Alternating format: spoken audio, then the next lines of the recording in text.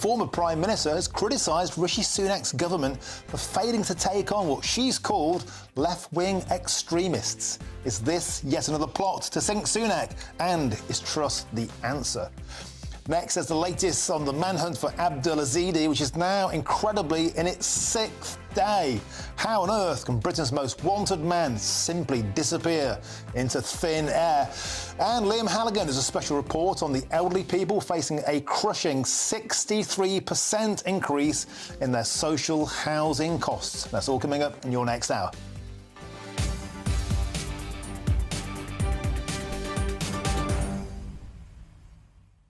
So welcome to the show. As usual, please get in touch all the usual ways, gbviews@gbnews.com. Do you think that the popular Conservatives are the answer? They say left-wing extremists have taken control of the country. Well, you were in power for 14 years. Perhaps you could have stopped them then. Do we want popular conservatism, or do you want something more radical, a more populist revolution? Also, please send your messages to King Charles. We've got hundreds of them coming in here. I want to read out a bunch of them during the show. Please get in touch. But all of that first after your latest news headlines with Sam Francis.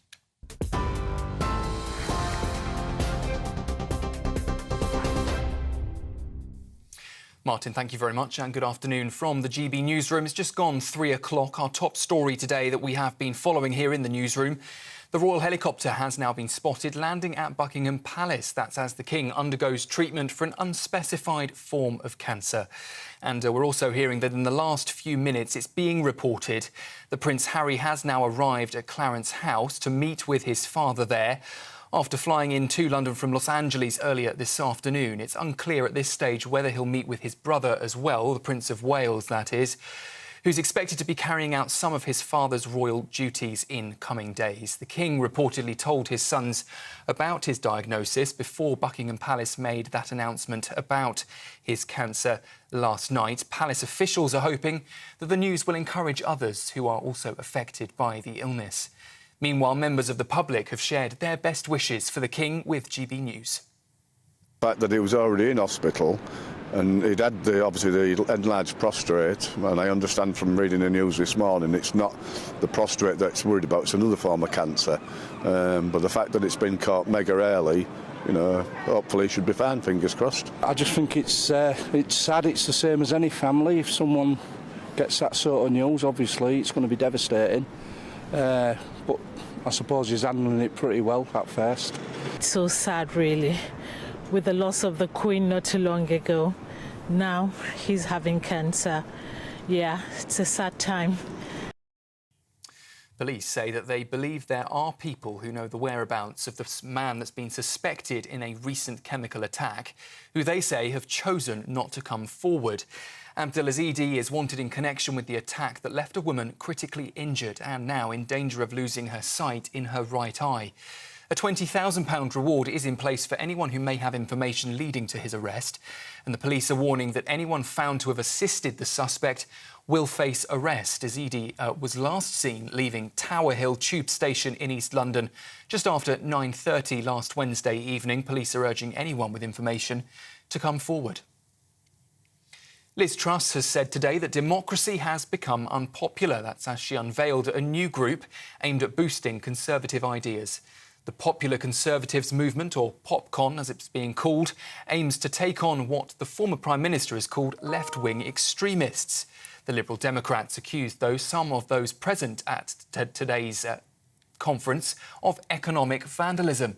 But Ms Truss told GB News she thinks left-wing ideas have gone too far.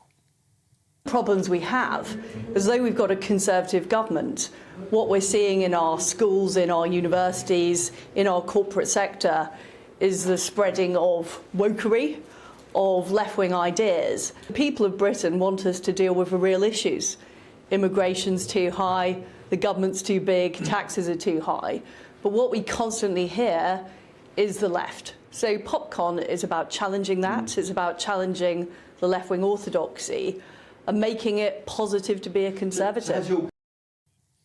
A 46-year-old man has been arrested today on suspicion of malicious communication following reports of an abusive and threatening phone call to a Conservative MP's office.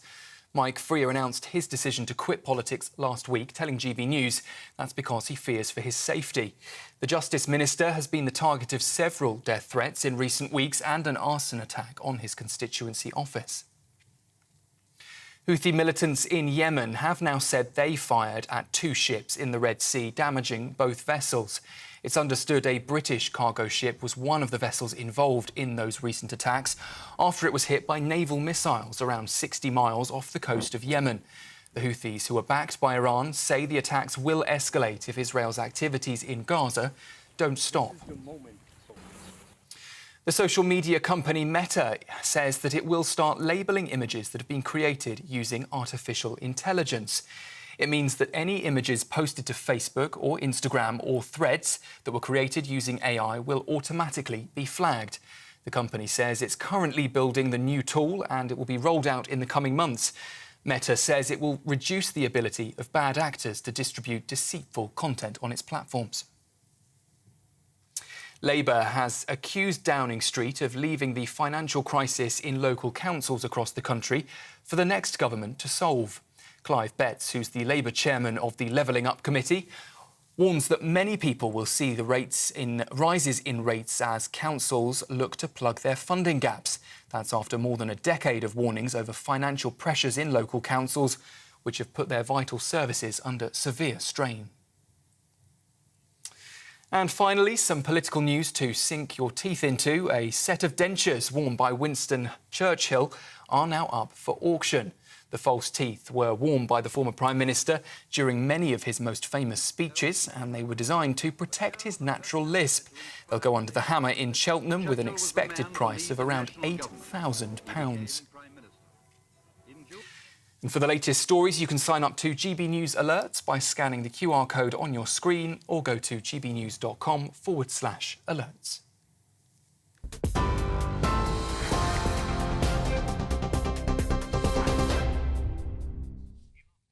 Thank you, Sam. Now we start with the latest on King Charles after the shock news that he has cancer. In the last few hours, Prince Harry has arrived in the UK to visit his father. Let's cross now straight to Buckingham Palace and speak to GB News' royal correspondent Cameron Walker. Cameron, welcome to the show. So the prodigal son has landed. The big question is, will he be welcome?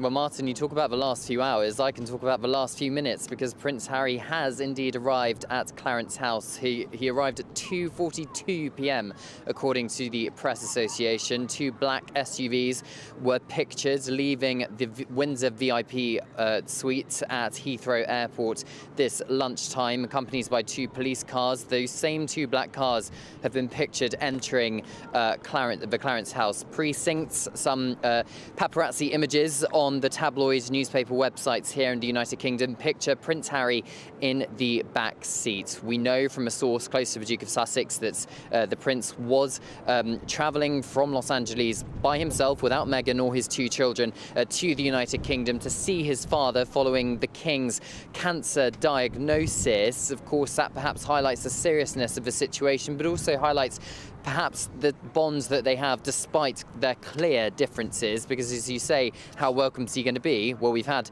the memoir Spare, we've had the Netflix series, which perhaps didn't go down too well with the royal family. The Crown Estate kicked him out of Frogmore Cottage following the publication of his memoir Spare. So it is actually unclear this afternoon, Martin, where Prince Harry is going to be welcome to stay. Of course, you could say to you or I or any ordinary person, well, King Charles is Prince Harry's dad. Why can't he just stay in one of the many rooms in Clarence House or Buckingham Palace behind me or Windsor, etc.? Well, it's thought, well, as a member of the royal family, if you're being invited by the sovereign, you need an official invitation and advance warning. But we'll have to wait and see. No details have been confirmed by either party, Buckingham Palace or indeed Prince Harry's spokespeople either. But the breaking news this afternoon is that Prince Harry is inside Clarence House with the King.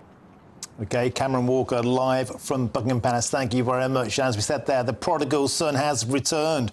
Prince Harry has landed. I'm joined now by the royal biographer, Angela Levin. Angela, welcome to the show. It's always a pleasure. So, Harry has landed. He's been shaken out of California by this shocking news. The question is, will he be welcome at the palace? Yes, or will he really want to be there? I mean, I think that's two questions here. When I spent 15 months with Harry in 2018, he was absolutely a lovely young man and adored his father. He got on with him very well from childhood, where William was getting on better with Diana and suffered that way. But he's now very hardened, and he has said that he doesn't want to actually meet his father until he apologises, and that is mainly apologising that they haven't looked after Meghan, and about his father, that he never supported him. So it's interesting now that he's had the courage, and I do think he has to be a certain amount of courage to get him to come over and face his family. I suspect that Camilla will stay in the room because you don't quite know what he's going to say or what level of atmosphere he's going to create, and see what's happening. There's very many reasons why he might be coming. One is that he suddenly feels in the depths of his heart that he's always loved his father and has made a terrible mistake, and he will come over and say that.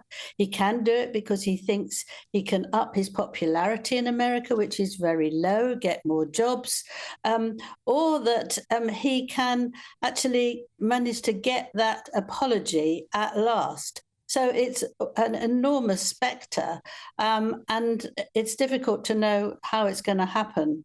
I think that if King Charles is not well, even if he feels that not too bad, that he has got a very stressful time now, that you don't want Harry to make him feel more stressed. I mean, he's had 4 years of Harry giving him the most terrible stress, which can make people quite unwell, and he's got to think about it. I just hope that Harry finds something in his heart, but if he does, then he comes up against trouble with Meghan, because Meghan hates this country. She doesn't like the royal family, and she's very, very strong-minded and rules the roost there. So if he wants to stay here, you said earlier he was going to do some engagements for his father. My goodness, that's going to cause a lot of trouble.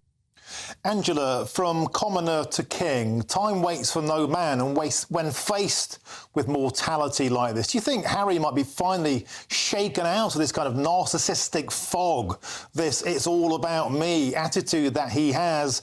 Because oftentimes in every normal family we can see that when faced with illness like this, people actually put their differences to one side. Could some good come out of it in that respect? Because the big question is William, of course. William now being thrust perhaps forward sooner than anticipated into the role as next potential king. But of course, Harry is suddenly the story once again. Yes, well, it's very interesting with William because he's going to have a lot of pressure, because he will is starting work tomorrow, and he will do a lot of things for his father. But I don't think he will talk to Harry, and I quite understand it, because he attacked his wife so much that it's very, very upsetting for him.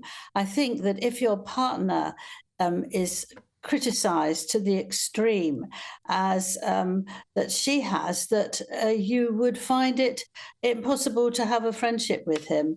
And he said that she was lazy, she was unpleasant and all those things, when he did say that she wanted, when they were much younger, when she came on 4 or 5 years ago, that she was the sister he'd always wanted.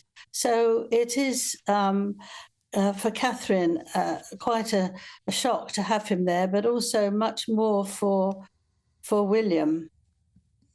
OK, Angela Levin, royal biographer, thank you very much for joining us on the show. It's always a pleasure to speak with you. Now, we're, of course, the People's Channel, and so we've wanted to give the great British public the chance to send their best wishes to King Charles.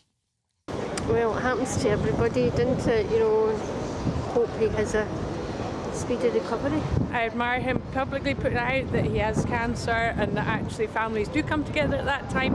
And I think if that can be in support of other people having to be open about diagnosis and how they manage that diagnosis, and I think it's really important. So I really do admire the fact that something he maybe wants to keep private, he's gone public about, and I think that's quite important. I just think it's sad. It's the same as any family. If someone gets that sort of news, obviously it's going to be devastating. But I suppose he's handling it pretty well at first, until he knows exactly how bad it is, and you know, hopefully he'll come through it. I'm saddened. I mean, he's been waiting all these years to be king, and this has happened, so I'm really sad for him. But on the other hand, I'm also glad that he's been able to talk about it. They're being much more open about it. OK, and you can send your best wishes to King Charles on the GB News website. And lots of you have already done that, and here's just a few that we're going to read out now. Mina says this: my thoughts and prayers are with you and your family through this challenging time. In these moments, we can do our best and leave the experts to do the rest. Badia adds this: Your Majesty King Charles, in this challenging time, my thoughts and prayers are with you as you face this illness with courage and resilience. May you find strength in the support of your loved ones and the well-wishers of your people. Wishing you comfort, healing and the best possible care as you navigate this journey towards recovery. And Alex adds this: sending my best wishes to His Majesty for a speedy and painless recovery. Long live the King. Superb. Thank you very much. And please keep sending your messages in. We'll read them out, of course, throughout the show. We know they watch at the Palace, so this is a special way of getting in touch with His Majesty. OK, we'll, of course, have lots more on King Charles throughout this show, and there's plenty of coverage on our website, gbnews.com, and you've helped to make it the fastest-growing national news website in the country. So thank you very much. Now it's time for our brand new Great British Giveaway and your chance to win 18 grand in cold, hard cash. And here's all the details that you need for a chance to make that yours. This is your chance to win £18,000 in tax-free cash. That's like having an extra £1,500 each month for the next year. And if you're thinking, I'd never win something like that, listen to the moment we told Phil from West Yorkshire he'd won our last Great British Giveaway. Phil, I've got some really good news for you. You're the winner of the Great British Giveaway. You're joking. That's brilliant news. For your chance to win £18,000 in tax-free cash, text GBWIN to 84902. Text costs £2 plus one standard network rate message, or post your name and number to GB02 PO Box 8690 Derby DE1 9TT. UK only. Entrance must be 18 or over. Lines close at 5 p.m. on Friday the 23rd of February. Full terms and privacy notice at gbnews.com/win. Good luck.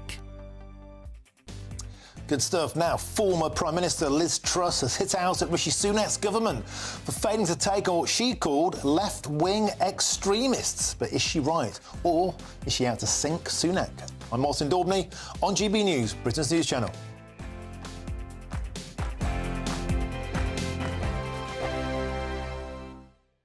Tired of the usual focus-tested, pre-prepared Westminster runaround? Well, so am I. So you want higher taxes? Is your department to blame for this? Are you rethinking this policy? Every Sunday at 9:30, I'll be sitting down with those in power to get the truth about the issues affecting you.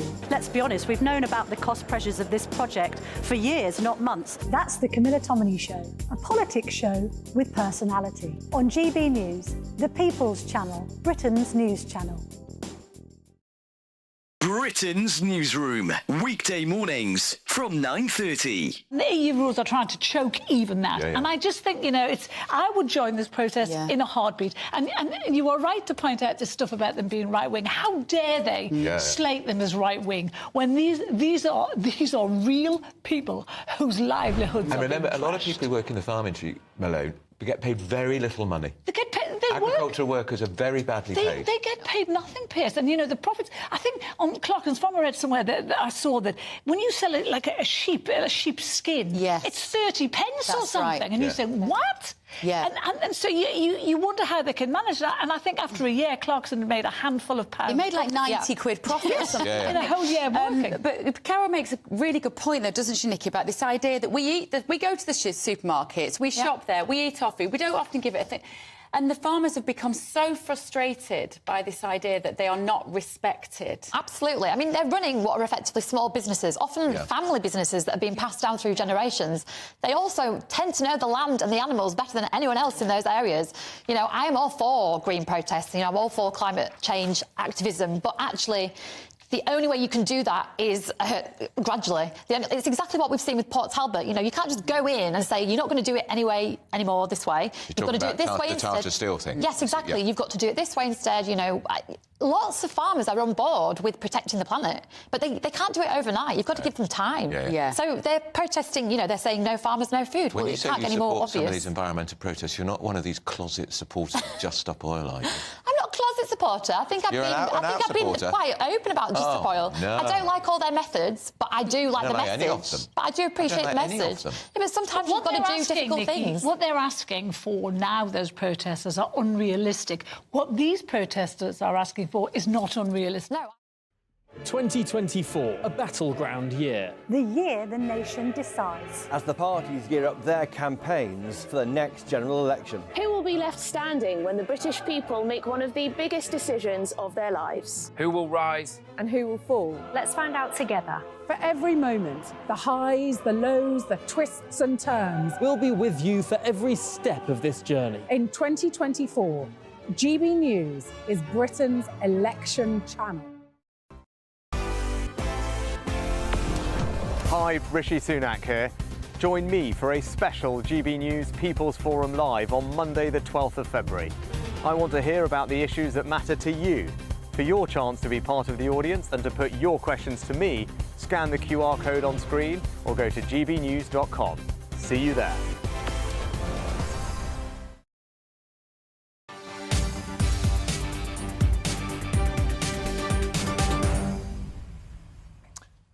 Welcome back. The things we talk about on breaks. It's 3:22. You're watching or listening to Martin Daubney on GB News. Now, a little later this hour, we'll get the latest on the search for Abdul Azidi, staggeringly on day 6 of the manhunt for Britain's most wanted man. But before that, Liz Truss is back. The woman who lasted just 44 days as Prime Minister has launched a new movement called Popular Conservatives, and she's hit out at Rishi Sunak's government for failing to take on what she called left-wing extremists. Well, I'm joined now by our political editor, Christopher Hope, who was at the launch of the group that's been dubbed the Pop Cons, and I found it fascinating to watch. Now, it's fair to say the press hasn't been too kind to this. Truss herself isn't very popular. She's got the lowest approval rating of any ironically, Tory minister. Call the popular conservatism. So has she got the right message, but is she the wrong person? Well, I'm not going to judge that. I think that the message there was fascinating. I can imagine Rishi Sunak agreeing with virtually every word that was said in there. You heard from Jacob Rees-Mogg, the age of Davos man is over. Putting individuals before collectivism. He talked about working a relationship between Parliament and the judiciary, scrapping the Supreme Court, putting it into Parliament like the old days of the Law Lords. Lee Anderson was there, former party chairman, deputy chairman, also like Mr Rees-Mogg, presenter on GB News. No one cares about COP, he says. He said to me, he said in his speech, they don't chase me down the street, people in Ashfield, demanding to know why we're not cutting carbon emissions. He says it's not cutting through. He offered the idea of opting out of green tariffs. And we had the last in that trio was Liz Truss, former Prime Minister, talking about how too many of her colleagues are trying to look polite in dinner parties in North London and ignoring the views of those outside the M25. She attacked colleagues. Let's think about Michael Gove, who met with Greta Thunberg, the Green protester. You know, stop trying to triangulate around the left and be authentically Tory. Now, we interviewed afterwards David Frost and said, why are you saying you've been in power for 14 years? He said, well, not really. We've been in actual power for about 5 of those. But I did speak to Liz Truss before it all started, and she had this quite interesting message about wokery. We have, as though we've got a Conservative government, what we're seeing in our schools, in our universities, in our corporate sector is the spreading of wokery, of left-wing ideas. And what PopCon is about combating that. Because the people of Britain want us to deal with the real issues. immigration's too high, the government's too big, taxes are too high. But what we constantly hear is the left. So Popcon is about challenging that. It's about challenging the left-wing orthodoxy. Here's my big question on this. Is wokery the left to blame, or is it actually the Conservatives not being conservative enough? They've been in power for 14 years, no matter what Frosty says. And the fact of the matter is, we are seeing a rise of proper conservatism on the continent. In the Netherlands, Geert Wilders, the Freedom Party, Sweden, the Democrats, Italy, Maloney's Brothers of Italy, France, Le Pen, Germany, AfD, Donald Trump in America. Proper conservatives are fighting back. Right wing, you might say, some of them, but the fact of the matter is, the populist parties are getting traction. Is tinkering with the Tories the right answer? All those parties are to the right of the Tory party, and many in the Tory party right now would not want to associate with many of those parties.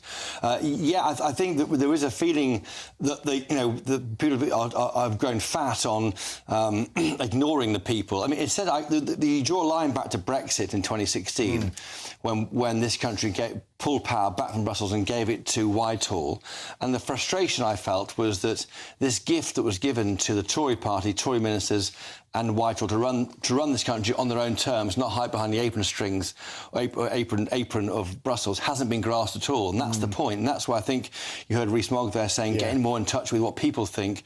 Maybe that's part of what GB News' appeal, that we don't really do what other journalists want us to write about. We do what the viewers and listeners want to hear about. Yeah. And that's part of the issue. Looking at what you didn't see on the camera there, Martin, was who's in the room. Right. Now, I saw David Canzini, a former key player in Boris Johnson's at number 10. I saw Nick Candy, a big donor, Andrew Reid, a treasurer of the Brexit Party, Lord Ashcroft, Michael Ashcroft. You know, there was money in that room. There's money and there was in the also room. Tory strategists in that room.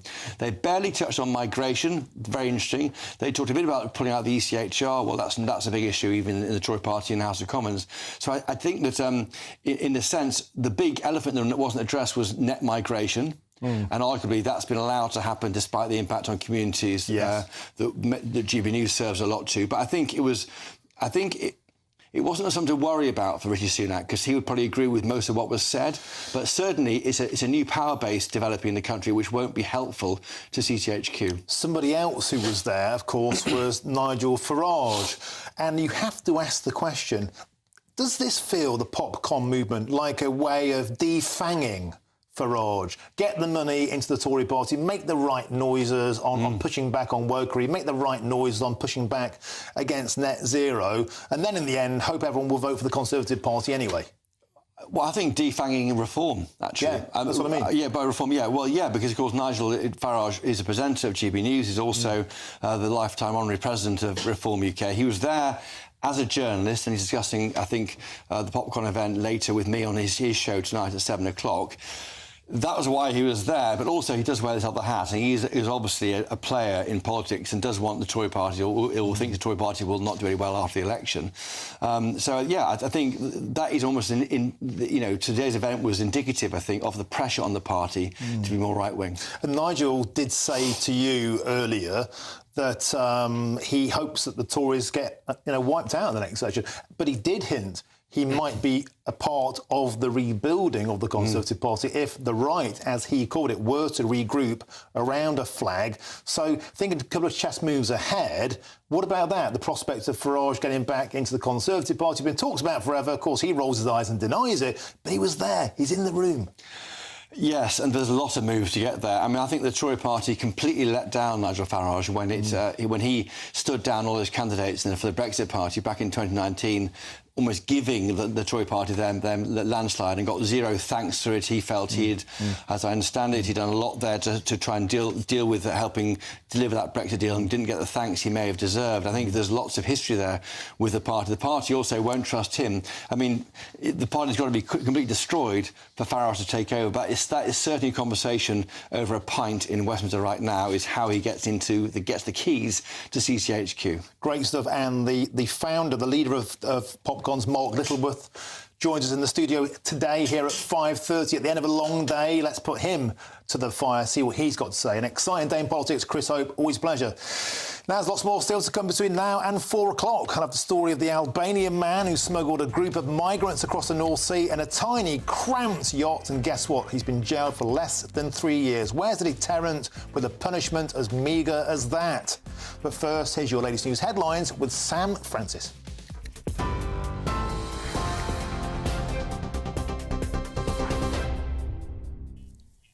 Martin, thank you very much and good afternoon from the GB newsroom. It's just gone 3:30. We start with some breaking news coming to us from the US. A court there has ruled that Donald Trump is not immune to charges that he plotted to overturn the 2020 election.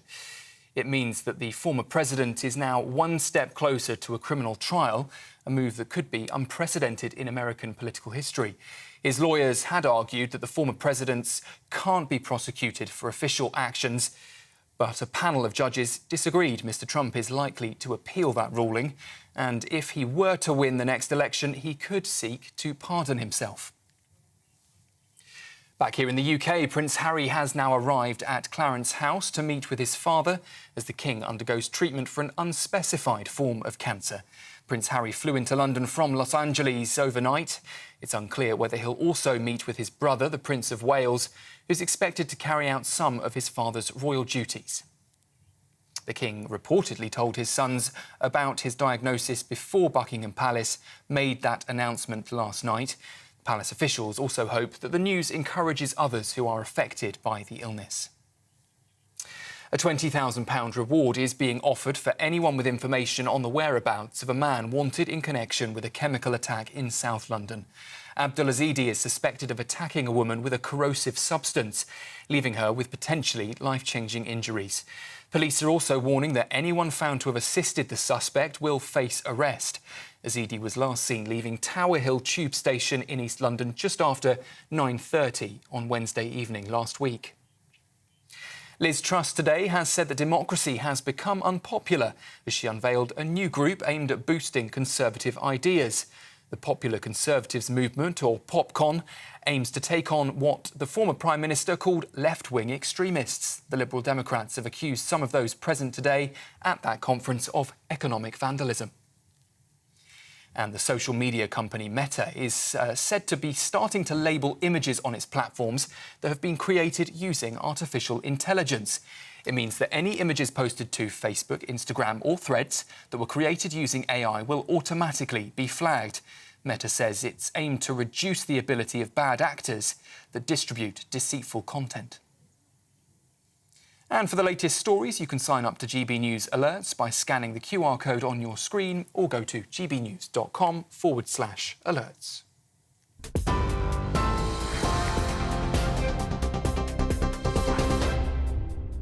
For stunning gold and silver coins you'll always value, Rosland Gold proudly sponsors the GB News Financial Report. And here's a look at the markets this afternoon. The pound will buy you $1.2572 and €1.1705. The price of gold is currently £1,615.64 per ounce, and the FTSE 100's at 7,669 points. Rosland Gold proudly sponsors the GB News Financial Report.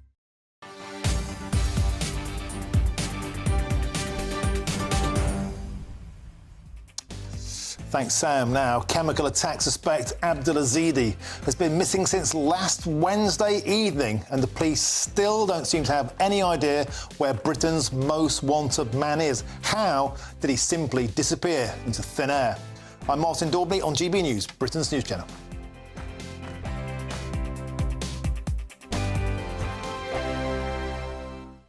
When the news happens, it happens here. And really important breaking news. Breaking news this morning. On TV, radio and online, the news starts here on Britain's Newsroom. All the biggest stories and the answers that you need from across the UK and beyond. Join Britain's Newsroom from 9:30 on GB News. The People's Channel, Britain's news channel. The Camilla Tominey Show, Sunday mornings from 9:30. We had Grant Shapps on last week. He was talking about how defence spending is now creeping up to 2.25% of GDP. Ben Wallace's predecessor suggested it should be 3%. We hear that we've got the smallest army, I think, since the Napoleonic Wars. Numbers are down. There's a question as to whether we can staff frigates in the Red Sea. Why haven't we sent aircraft carriers? What's your impression of the situation? Well, I don't think it matters how much you spend, it's how effectively you spend it. And we spend it very ineffectively. We have lots of scandals about defence spending. And I think partly because of the monopoly position of some of our defence suppliers, we don't get good value and we don't get reliability. This latest story in the Telegraph is that HMS Diamond, which is our ship, which is out there defending the Red Sea, doesn't have the capability of firing a missile from the ship to the land, so it can't participate in the attacks on the Houthis. So in order that we can participate in the attacks, we're flying RAF aircraft from Cyprus, which is a very long way away. When I was Defence Secretary, I ordered cruise missiles for our nuclear-powered, but not nuclear-armed submarines. And I think we have 6 or possibly 7 of those. But last autumn, it was reported that 5 of those were out of commission, were not available. We have about 21 aggressive surface ships. So we've got 2 aircraft carriers, then we've got frigates, and we've got destroyers. But at any one time, you can count on about half of those not being available because they're under refit or whatever. So we have a minimal surface fleet now. And for whatever reason, it doesn't seem that we're able to deploy a submarine to the area that can fire cruise missiles. Our 2 aircraft carriers, built at enormous expense, are sitting in Portsmouth. Which seems to most people ludicrous, well, at least with what's going on. It doesn't seem ludicrous to me. I'm Andrew Doyle. Join me at 7 o'clock every Sunday night for Free Speech Nation, the show where I tackle the week's biggest stories in politics and current affairs with the help of my 2 comedian panellists and a variety of special guests. Free Speech Nation, Sunday nights from 7 on GB News, the People's Channel, Britain's news channel. In the GB Newsroom, we bring you the news as it happens. With our team of dedicated journalists across the UK, we're ready to give you accurate reporting every day. When the news breaks, we'll be there with bulletins on GB News, the People's Channel, Britain's news channel. 2024, a battleground year. The year the nation decides. As the parties gear up their campaigns for the next general election. Who will be left standing when the British people make one of the biggest decisions of their lives? Who will rise? And who will fall? Let's find out together. For every moment, the highs, the lows, the twists and turns. We'll be with you for every step of this journey. In 2024, GB News is Britain's election channel.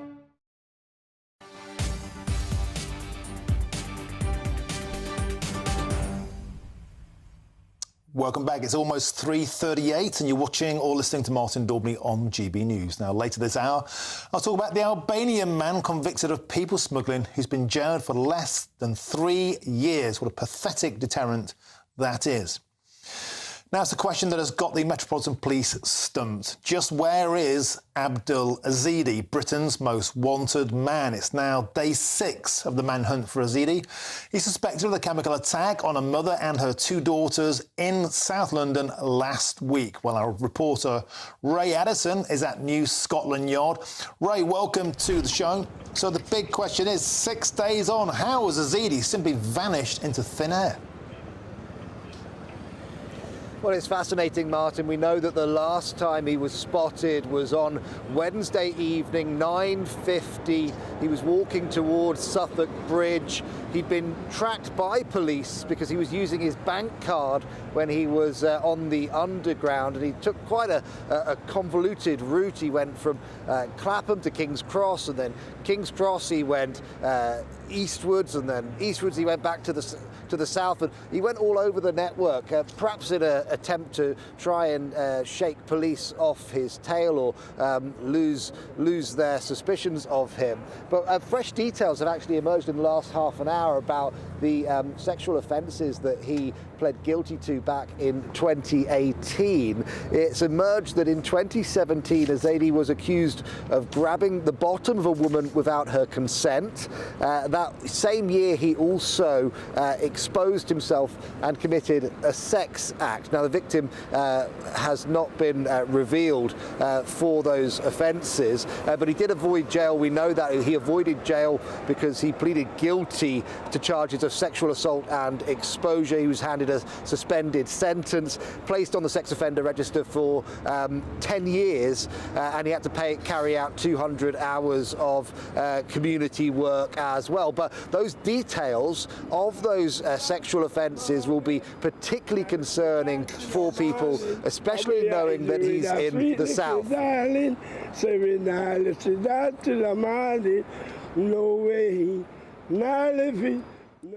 Yeah, it looks like Riyad Hassan has been hijacked by somebody who's decided to come in and have a little sing-song. Not an appropriate moment, just so you caught that there. The latest information from Riyad Hassan, of course, Azidi is still at large. Is Ray back with us? Ray's gone. Just to fill you in on the information. So the criminal record of Abdul Azidi has now been made public in the last 30 minutes. Just to recap on that, in 2017, he groped a woman's bum. He exposed himself and committed a sex act, was then placed for 10 years on the sex offenders register.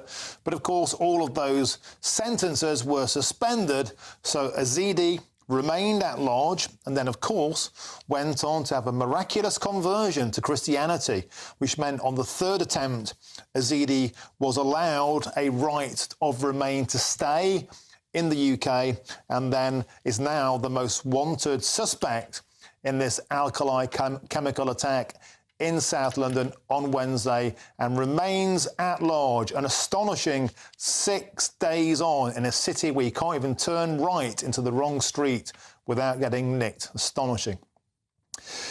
Now, in a few minutes, I'll have a report on elderly residents who say they've been living in fear after their housing association demanded a staggering 63% increase in their rent. But first, in a new GB News series, Innovation Britain, we're looking at the success of British manufacturing around the country.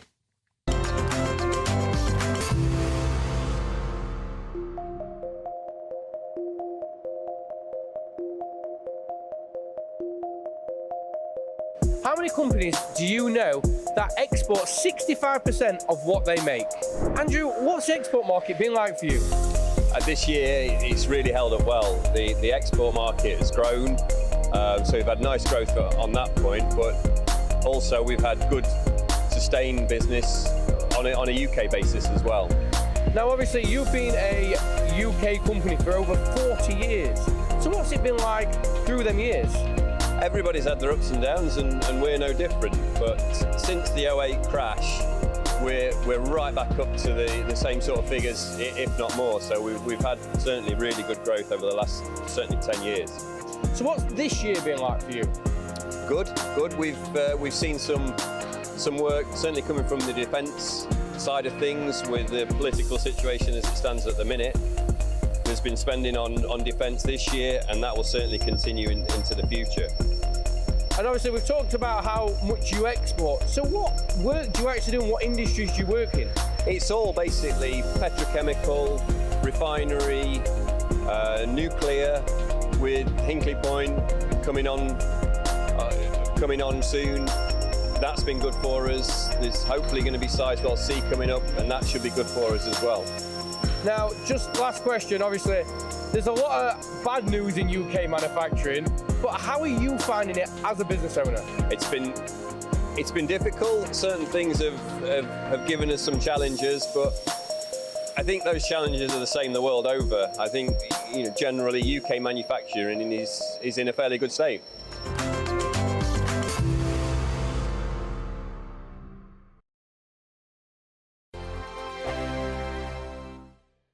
Wake up to the headlines with Headliners every morning at 5 a.m. We treat you to the day's biggest stories before anyone else, 7 days a week. You can catch up on everything you need to know before you've even had your kippers. Headliners every morning at 5 a.m. only on GB News, the People's Channel, Britain's news channel. Good afternoon, Britain. Weekdays from midday. Chris, what is the preferred way in which the police go about their business at the moment. There's these two strands of thinking: evidence-based policing versus bobbies on the beat. It's very, very difficult. The problem that police have got, basically, is that they're too thinly spread, and it's too much is expected of them. There's a long list, isn't it? Every month we hear police need to do more about this, police need to do more about that, and police do their best.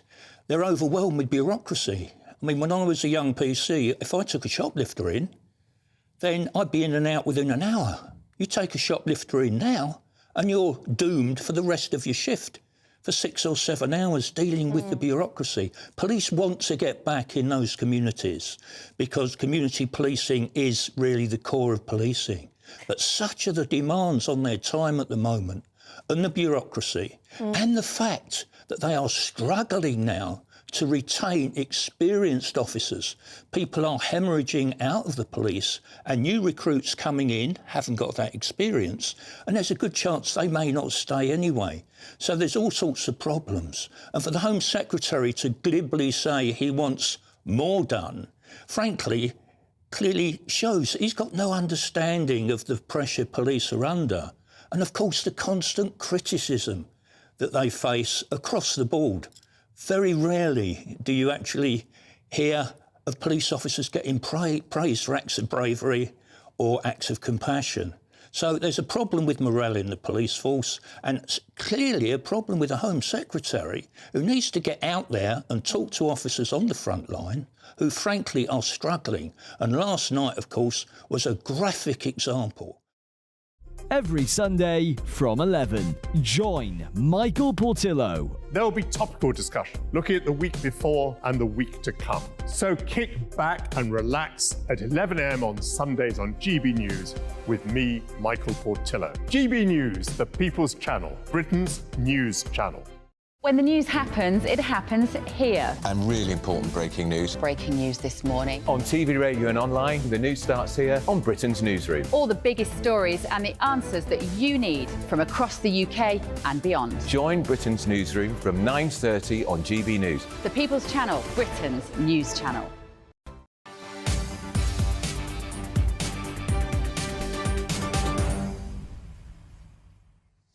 Welcome back. 3:47. Now, next Monday, Prime Minister Rishi Sunak will appear in a special show on GB News. He'll be answering questions from you, the great British public, and you can be in that audience. Simply scan the QR code that you can see right now on your screen, or go to gbnews.com/PM.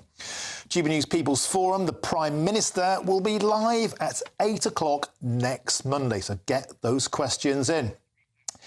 Now, let's bring you an update on King Charles. The King has left Clarence House and is believed to be preparing to travel by helicopter to Sandringham in Norfolk the day after he began his treatment for cancer.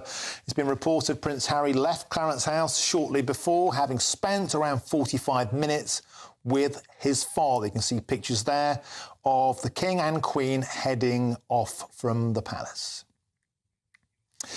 Now, it's a story that I think is a great example of why we can't solve the never-ending migrant crisis. An Albanian man who smuggled 12 migrants across the North Sea towards the UK has been jailed for less than 3 years.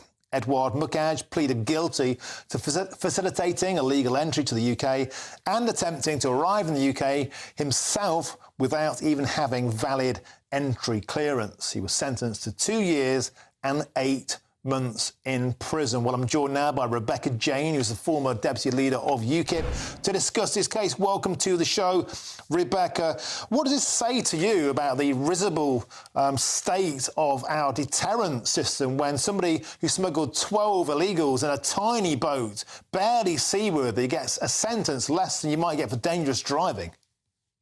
It tells me exactly how our government think about immigration. They don't care.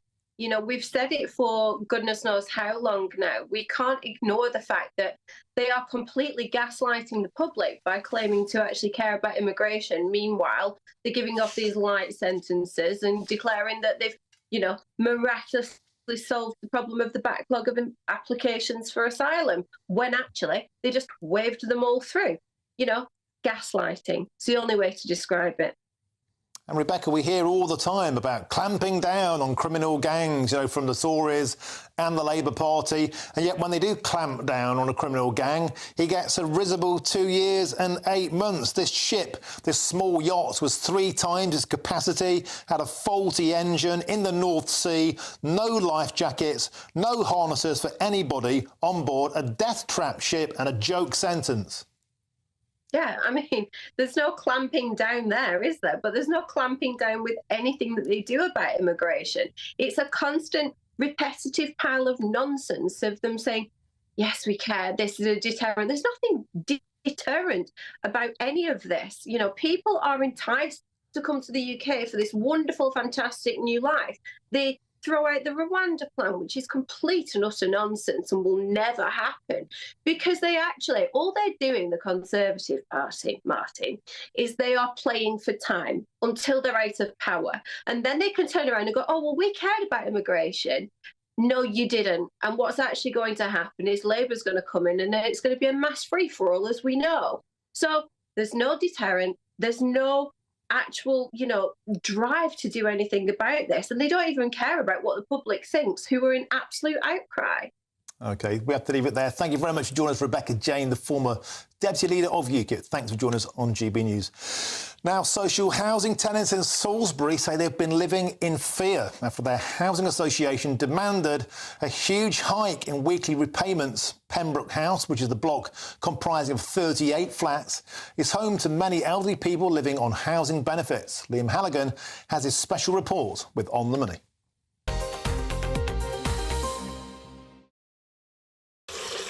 James Monroe will soon be 80. He lives alone, is diabetic, and at night needs a breathing machine to survive. Ill for much of his working life, James is reliant on subsidised social housing, his flat owned by Stonewater, a not-for-profit housing association.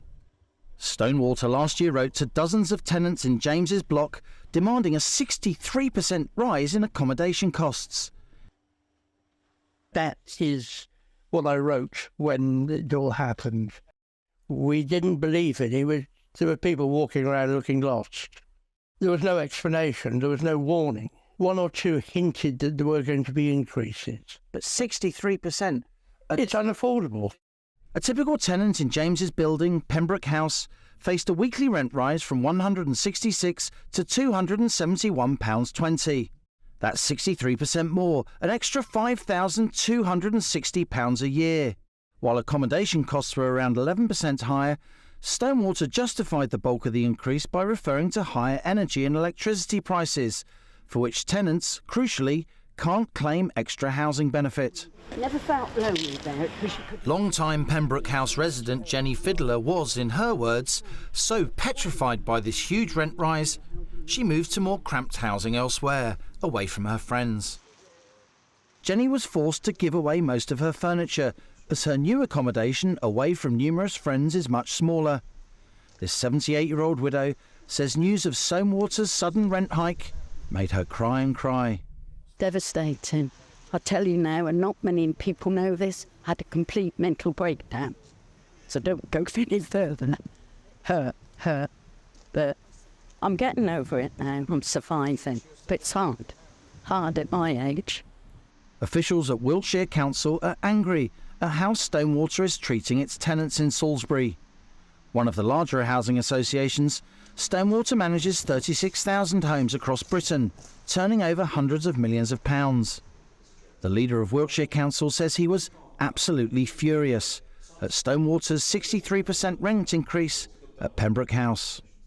I think that they're not behaving like a social landlord. They're a charitable organisation. They exist to provide a safety net, to have a social purpose.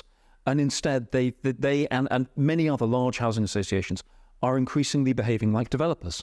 They're not focusing on the people they're there to look after. And the top people pay themselves quite a lot of money as well. They certainly do. You're looking at something pushing 300,000 for the chief execs of these organisations. In the not-for-profit sector? Absolutely, yes. Stonewater told us this. We understand customers' concerns about the increases in rent and service charges last year and have a wide range of support in place for anyone struggling. We've been working with customers across all our schemes to reduce energy use, which makes up the bulk of service charges. James and some other Pembroke House tenants are appealing Stonewater's price rises. They face an uncertain future, worried about the roof above their heads. Liam Halligan, GB News in Salisbury. And you can read Stonewater Housing Association's full statement regarding this now on GB News Online. Now, Prince Harry has spent around 45 minutes with King Charles after His Majesty was diagnosed with cancer. I'm Martin Daubney on GB News, Britain's news channel.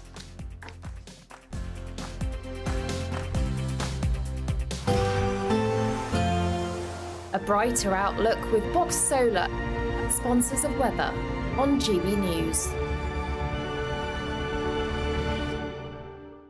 Hello, I'm Alex Deakin. Welcome along to your latest weather update from the Met Office for GB News. Some snow in the forecast tonight across parts of northern Scotland. Further south, it's rain we're contending with.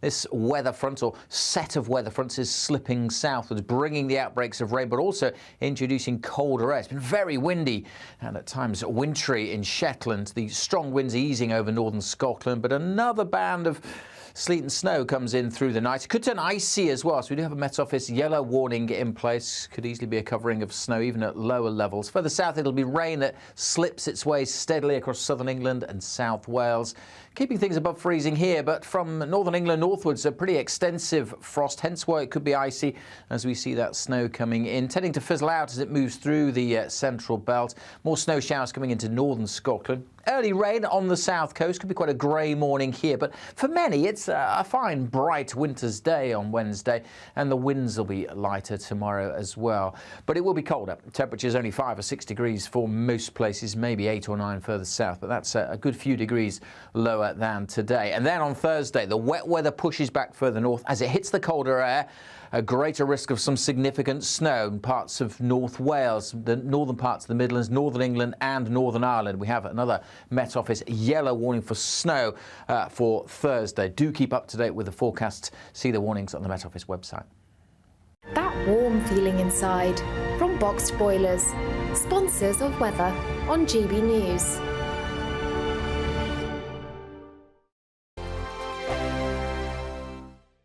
Big news, big debates, big opinion. Patrick Christie's Tonight is the week's biggest show. Every weekday, 9 to 11 p.m, we've got the inside track on the day's top stories. There'll be sharp takes you won't get anywhere else. We will set the news agenda, not just follow it, and I want to bring you along for the ride. Whatever it is, we'll have our finger on the pulse. It's news, but it's this close to entertainment. Patrick Christie's Tonight, 9 to 11 p.m, only on GB News, the People's Channel, Britain's news channel. GB News Breakfast. Every day from 6 a.m. So the highway code was amended recently. Passed me by, but anyway, a new poll suggests this has made no difference to the safety of road users, and I could believe that. Yeah, there was an awful crash in London, wasn't there? A bus and a pedestrian yesterday. Fatality. So we're asking, is the highway code fit for purpose, or should we just scrap it altogether? That's our debate this morning, and we're joined by Danny Kelly. She argues highways are not fit for purpose, and cycling instructor Anna Hughes thinks they are. Good morning to you both. You see, Anna, I think it's a good thing. I think the highway code is a good thing. I just don't think that any of us pay any attention to it, or we should all be tested on it quite regularly, I would have thought. We should have revision courses in it. Yeah, I think you just summed it up, Eamon, by saying the changes passed you by. I actually asked a few of my fellow cyclists and pedestrians, what is classified as vulnerable road users, about this very thing. I said, has the new highway code made things safer for you? And most people said, not at all. Drivers don't know what it is. They don't know what the changes are. They probably don't know what the rules are to start with. And as you've just said, doing refreshers is a really good idea. It's a bit bizarre that we're given a license to operate this quite dangerous machinery, and then we're never tested again, and especially not on the highway code, which is, especially when it changes, why wouldn't we be retested on that or have to do refresher courses on it? You know, there are conflicts on the road, there are fatalities. It makes sense to be aware of what the highway code says, because it is there to keep us safe. Yeah, Danny Kelly, when I think back, I think it was 1999 I passed my driving test. Hardly any bikes on the road then, to be honest, probably virtually none. I'm Christopher Hope. And I'm Gloria Di Piero, bringing you PMQ's Live here on GB News. Every Wednesday, we'll bring you live coverage of Prime Minister's questions when Rishi Sunak and Sir Keir Starmer go head-to-head in the House of Commons. We'll be asking our viewers and listeners to submit the questions that they would like to put to the Prime Minister, and we'll put that to our panel of top politicians in our Westminster studio. That's PMQ's Live here on GB News, Britain's election channel.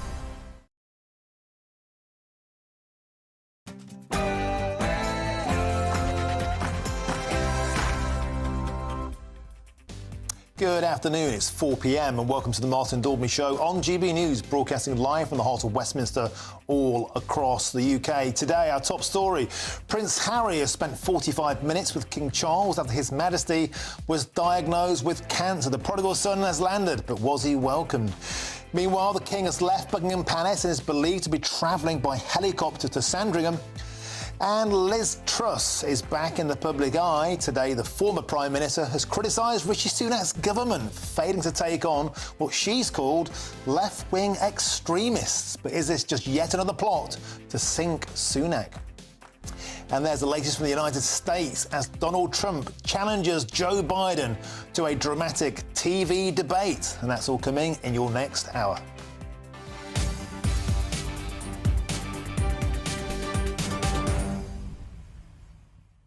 Thanks for joining me on the show. As usual, I'd love to hear from you. gbviews@gbnews.com. Please send in your get well and best wishes messages to King Charles. We'll read out a section of those throughout the show. We've got hundreds of them sent in already. Very touching. Thank you very much. We'll be sure to pass them on. But before that, it's time for your latest news headlines with Polly Middlehurst.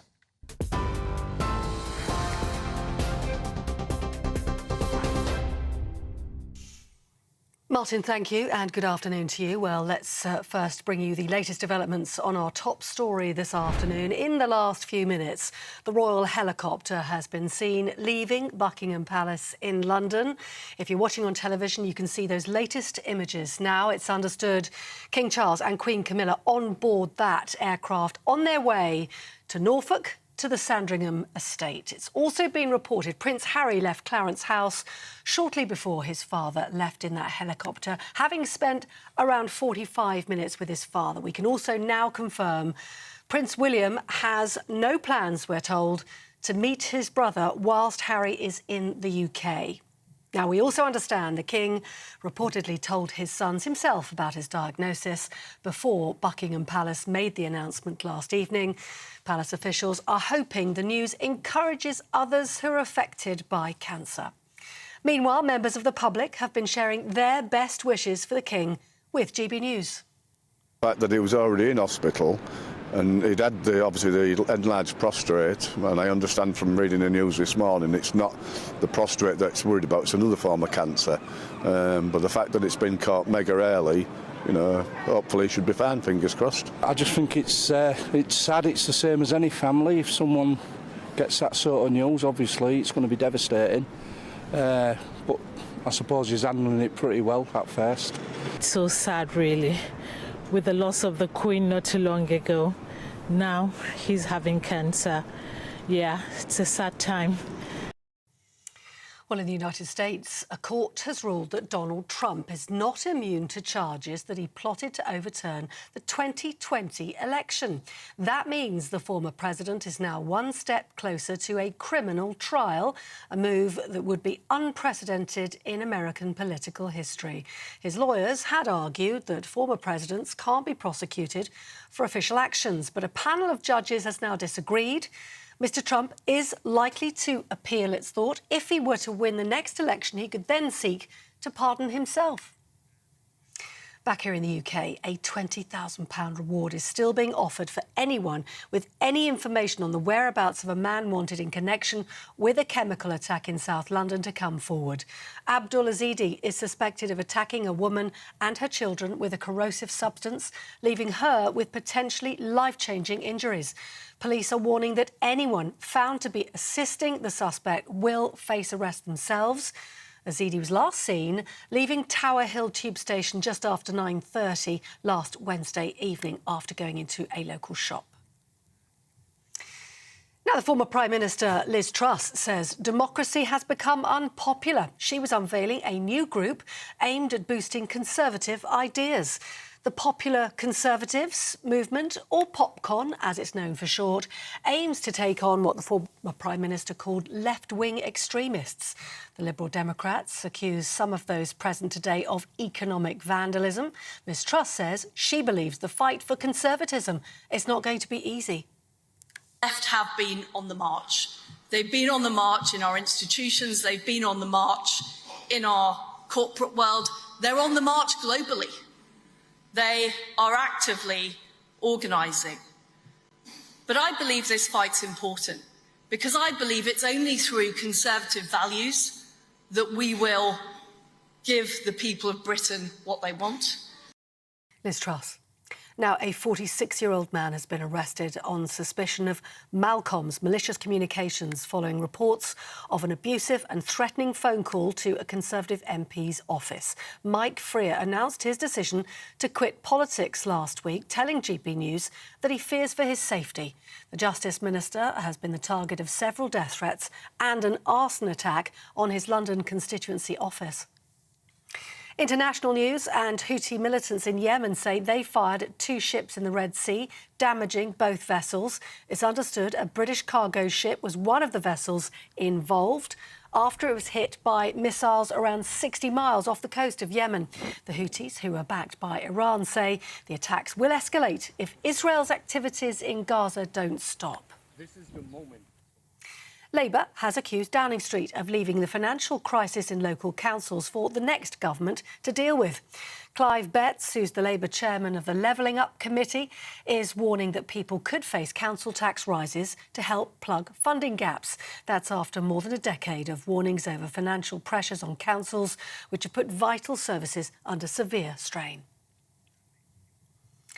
The social media company Meta is starting to label images that have been created using AI, artificial intelligence. It means that any images posted to Facebook, Instagram or even Threads that were created using AI will automatically be flagged. The company's saying it's currently building the new tool and it'll be rolled out in the coming months. Meta adds it'll reduce the ability of bad actors to distribute deceitful content. For the latest stories, do sign up for GB News Alerts. Scan the QR code on your screen right now if you're watching on TV, or go to gbnews.com/alerts.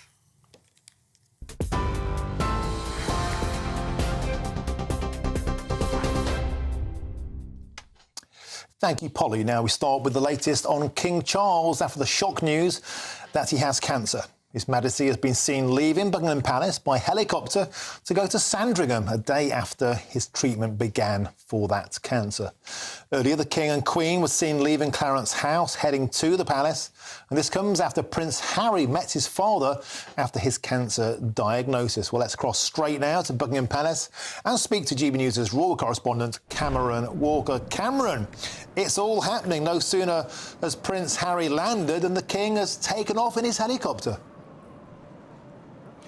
Yeah, Martin, it's been an incredibly busy afternoon here in London. Around lunchtime today, Prince Harry landed at Heathrow Airport and was taken to the VIP Windsor suite. He was then taken into a black SUV, and 2 black SUVs and 2 police cars escorted him into central London. And at 2:42 p.m, he arrived and was pictured arriving at Clarence House. It's thought he spent around 45 minutes with His Majesty the King, so it was a relatively short meeting, considering the journey he's been on from Los Angeles to actually be here in London. But it also suggests there's no need for any immediate fear following King Charles's cancer diagnosis. The King and Queen then, shortly after Prince Harry leaving Clarence House, left themselves and drove past where all the media are here to Buckingham Palace, and they were smiling and waving to the crowds and the cameras. King Charles looked pretty well, actually. This is the first time we have seen him since that public cancer diagnosis. And then the pair of them took off in a helicopter which had been parked at the back of Buckingham Palace. It's thought they are going to Sandringham. The King, of course, received treatments for that cancer diagnosis yesterday in London, and it's thought they're going back to Sandringham just for a bit of private rest and recuperation. I've been told in the last hour as well that Prince William, Prince Harry's brother, has no plans to meet his brother while he is in the UK, which suggests to me that their relationship is still perhaps not on the best of terms. So what now for Prince Harry? It seems like a pretty long way, a 14-hour flight or 12-hour flight from Los Angeles for a 45-minute meeting with your father. We also don't know where he's going to be staying. He doesn't have use of Frogmore Cottage anymore. He was evicted from that following the publication of his memoir Spare, and we don't have any details of where he's going to be staying. But of course there are several rooms in royal residences, but has he had an official invitation from the royal household? Nothing's been confirmed. OK, Cameron Walker, thanks for that update, live from Buckingham Palace. The King seems to be on the mend. Let's speak now to the royal commentator, Robert Jobson. Robert is also the author, of course, of the book, Our King Charles III, The Man and the Monarch Revered, and a splendid book it is. Thanks for joining us, Robert. The big question is this. The King seems to be on the mend. Prince Harry flew in. The King has flown out. And now William has announced no plans to meet the prodigal son. If there were any hopes of a royal reunion, it seems to have been dashed. Yeah, I didn't expect there to be a royal reunion with William, but yeah, 45 minutes with the King, I think that's okay. The reality is they haven't been on great terms. It's an opportunity for them to build a few bridges, for a father and a son to say have a hug, and then that's great. If Harry wanted to do that and come over, we can all understand why he did it. I should imagine the King probably didn't want any fuss, because of course all of us will be talking about this meeting and making it into something about reconciliation, etc. So really, probably in the King's mind, he'd probably preferred it if Harry had stayed in LA after the telephone call. But, you know, it's quite a lot for a son to do. It's a long way away, and he probably just wanted to come and see his dad and speak to him face to face. Robert, fascinating line in your book. To Charles, being monarch has nothing to do with power. He believes his role is to lead, and yet so soon after the coronation, so soon after taking power, after a dutiful lifetime in waiting, already it seems that we may be looking ahead to William stepping up, back on duty, of course, yesterday. Yeah, but I mean, at the moment we're jumping the gun a bit here. I mean, the reality is William will be on duty tomorrow. He's going to carry out an investiture, as did Princess Royal today, and then she did a series of engagements in the Midlands. You know, monarchies, in terms of the extended engagements, is carried out by other members of the firm. The constitutional duties will be carried out by the King. He's going to carry on doing that. He's going to be carrying on with the red boxes. He's going to be carrying on meeting the Prime Minister. So, you know, that's not going to change at all. And as for William, William is always going to be, you know, would be like his father did for Her Majesty, the late Majesty the Queen. He will step in, if necessary, on constitutional duties. So we'll have to wait and see how that develops. William is very young, you know, he's a 41-year-old fit guy, and he'll be there to support the King as much as he needs. But abdication's not something that's really going to be considered, and the King will just hopefully have to pace himself when he makes a full recovery. But the indications seem good. He's able and well enough to travel back to the palace. He's able and well enough, the King, to take a helicopter to Sandringham. So for the moment, at any rate, Robert, the prognosis and the outlook seems to be good. Well, yeah, absolutely. He's trying to get on with the job in hand. And what he will have to do, I think, is probably slow down. I mean, I've been at Humphrey's house when he was carrying out duties, and he was almost falling asleep as he was standing. He worked so hard. So I think that he's going to have to pace himself and be supported by the other members of the royal family. But in terms of his duties, I mean, I don't foresee there being a major issue. What he will be doing, I think, at Buckingham Palace, at Sandringham when he goes there, is resting a little bit. He could be away from the humdrum of everybody asking him questions and wanting to see the next person, and the busyness of being the head of the nation, to be the head of state. And I think he'll get some moments of rest there. More than likely, I wouldn't be surprised if he, you know, just was there so that he could just read a book, do a bit of painting, because he stopped painting because his watercolors, because he hadn't got the time. Let's hope that creativity can come back and he can have a bit of time to do some painting and relax just a little bit, because he's very hard on himself. And, of course, Robert, for Prince Harry, it's a long way to come from Los Angeles and back for a 45-minute whistle-stop tour. And now I assume his thoughts will turn back to his day job, making Netflix documentaries. Well, we'll have to wait and see. I think that it's not that bad a flight. I've done it, but if you're in first class, it's even better. So I'm sure he was only ever going to come in for meet his dad overnight and then fly back. I can't imagine it was going to be an extended stay.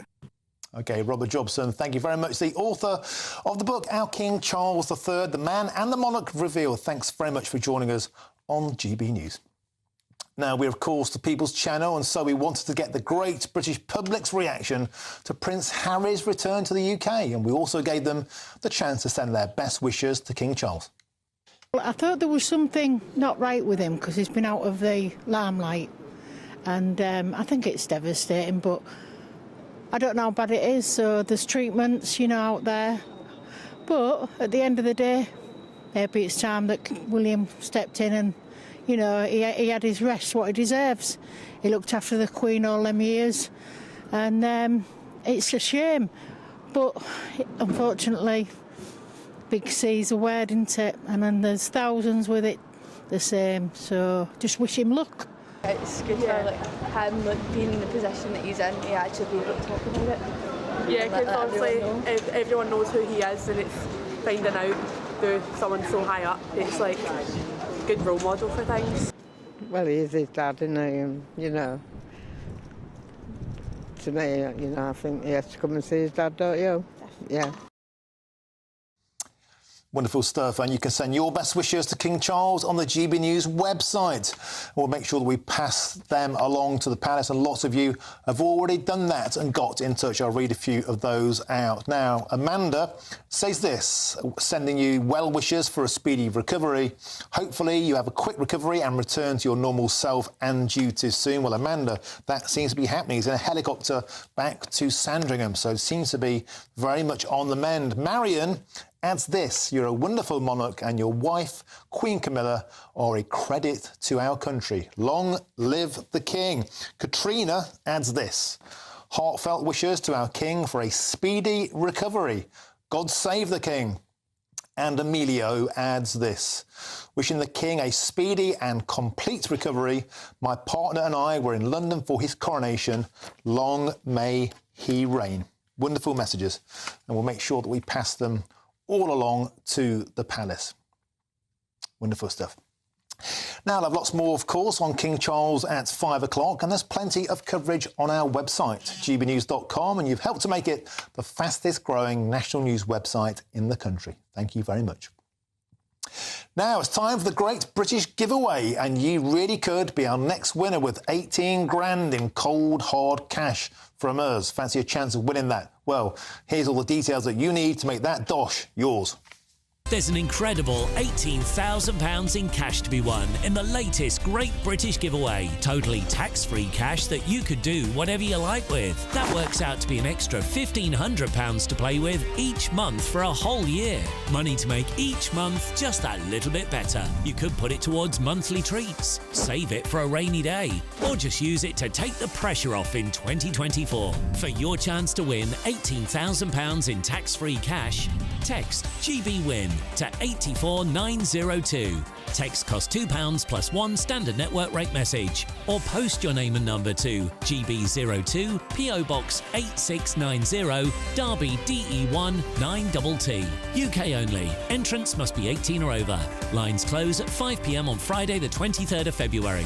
Full terms and privacy notice at gbnews.com/win. Good luck.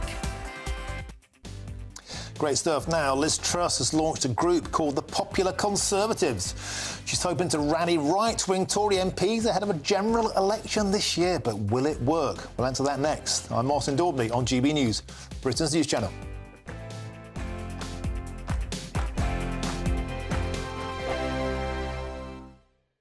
Tired of the usual focus-tested, pre-prepared Westminster runaround? Well, so am I. So you want higher taxes? Is your department to blame for this? Are you rethinking this policy? Every Sunday at 9:30, I'll be sitting down with those in power to get the truth about the issues affecting you. Let's be honest, we've known about the cost pressures of this project for years, not months. That's the Camilla Tominey Show, a politics show with personality. On GB News, the People's Channel, Britain's news channel. Patrick Christie's Tonight. Weekdays from 9 p.m. So a new poll has revealed that Gen Z or Gen Z, I don't know how I'm supposed to say it, and British boys and men are more likely to believe that feminism has done more harm than good when compared with older respondents. So the polling also found that a quarter of UK males aged 16 to 29 believe it's harder to be a man than a woman, with 1 in 5 looking favourably upon controversial influencer Andrew Tate. 37% of them also agree that the phrase toxic masculinity is unhelpful. So, with Gen Z boys increasingly holding this view, has feminism done more harm than good? Let me know your thoughts. Email me, gbviews@gbnews.com, tweet me @gbnews, and make sure you take part in our poll. But I'll bring you those results shortly. Going head-to-head on this tonight are author and commentator Anna May Mangan and YouTuber and social media influencer Pearl Davies. Both of you, thank you very much.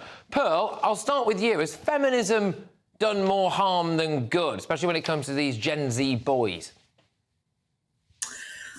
Yes, it has. Feminism really has turned into a bunch of crybaby women that want to complain that we're not given equal opportunity when really women are given more opportunity than men.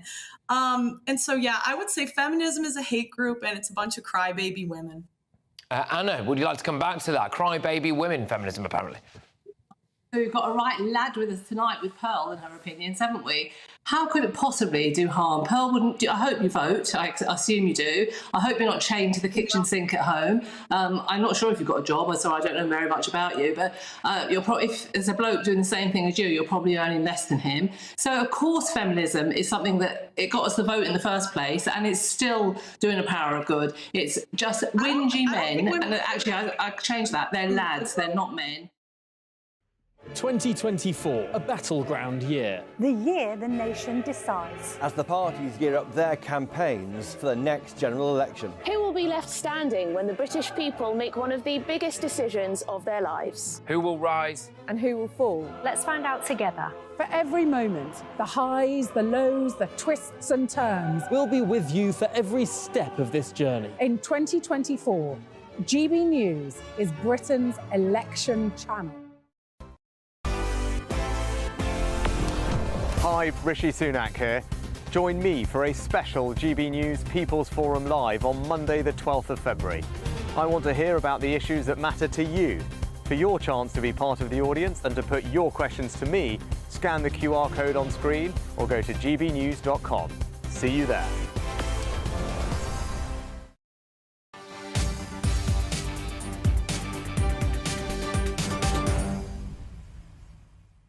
Welcome back, 4:22. You're watching or listening to Martin Daubney on GB News. Later this hour, I'll tell you why the political chaos of 2022 cost the taxpayer almost £1 million. Now, there's a bit of breaking news about Abdul Azidi, the suspect, of course, in the chemical attack. The last sighting of Azidi was at 10:04 last Wednesday evening, when he passed the Unilever building and headed towards Victoria Embankment. The previous last sighting was around 9:50 p.m. on Southwark Bridge, so that is a clear 20 minutes later. The latest sighting outside the Unilever building and heading towards Victoria Embankment, and that was at 10:04. Sorry, that's some 14 minutes later than the previous sighting, and it came out in the last hour on GB News in 2017. Azidi's criminal record has come out. He groped a woman's backside, he exposed himself, he committed a sex act. For that was placed on the sex offenders register for 10 years, but of course only received suspended sentences, none of which prevented Azidi from getting asylum on his third attempt after he miraculously converted to Christianity. The plot thickens as the details emerge on Abdul Azidi. Now, moving on, Liz Truss She's back. The woman who lasted just 44 days as Prime Minister has launched a new movement today called the Popular Conservatives. And she's hit out at Rishi Sunak's government for failing to take on what she called left-wing extremists. Well, a man who was there at that launch, our political editor Christopher Hope, is joining me now in the studio for the launch of the Pop Cons. Chris, welcome back to the studio. You were there, you were in the room. What was the mood? Well, the mood was different. I thought it was more upbeat than you might expect for a party 25 points behind in the polls. It felt like it was a group of people trying to lobby a government that isn't part of their party for ideas, when in fact we have had a Conservative Party for the past 14 years. And it's interesting to me how little you apparently can do, even with a landslide majority from 2019. But I think it's fascinating. We heard from Jacob Rees-Mogg, spoke about the age of Davos man is over. Well, he wishes, but that's the idea. Re-establishing the links between Parliament and judges, try and bring judges back under more at least accountable to people, as they may have been slightly when they were law lords, but not in the same way. Lee Anderson there talking about no one cares about COP28, no one chasing me down the street in Ashfield demanding to know why we're not cutting carbon emissions. I mean, saying things which we at GB News might think, well, that sounds quite credible. Liz Truss was the main speaker, and she also spoke about her colleagues, other MPs, being happy to have to do deals with the left, triangulate around the left, and trying to give themselves a nice life with North London dinner parties. She also had a few things to say about wokery. Here's what she told me earlier before she spoke. The problems we have, as though we've got a Conservative government, what we're seeing in our schools, in our universities, in our corporate sector is the spreading of wokery, of left-wing ideas. And what PopCon is about combating that. Because the people of Britain want us to deal with the real issues. Immigration's too high, the government's too big, taxes are too high. But what we constantly hear is the left. So PopCon is about challenging that. It's about challenging the left-wing orthodoxy. OK, Chris, well, I'll be joined by Mark Littlewood in about an hour's time. He's the guy who's heading up this. And I'll ask him this, but I'll ask you now, what's next for this? I mean, it seems they're making a lot of the right noises, but haven't we heard all this before? The hard thing is momentum. They will put a book out with ideas. They want to feed into the Tory manifesto preparation, which we imagine must be underway about now, in case they go earlier than later this year, as the PM has said.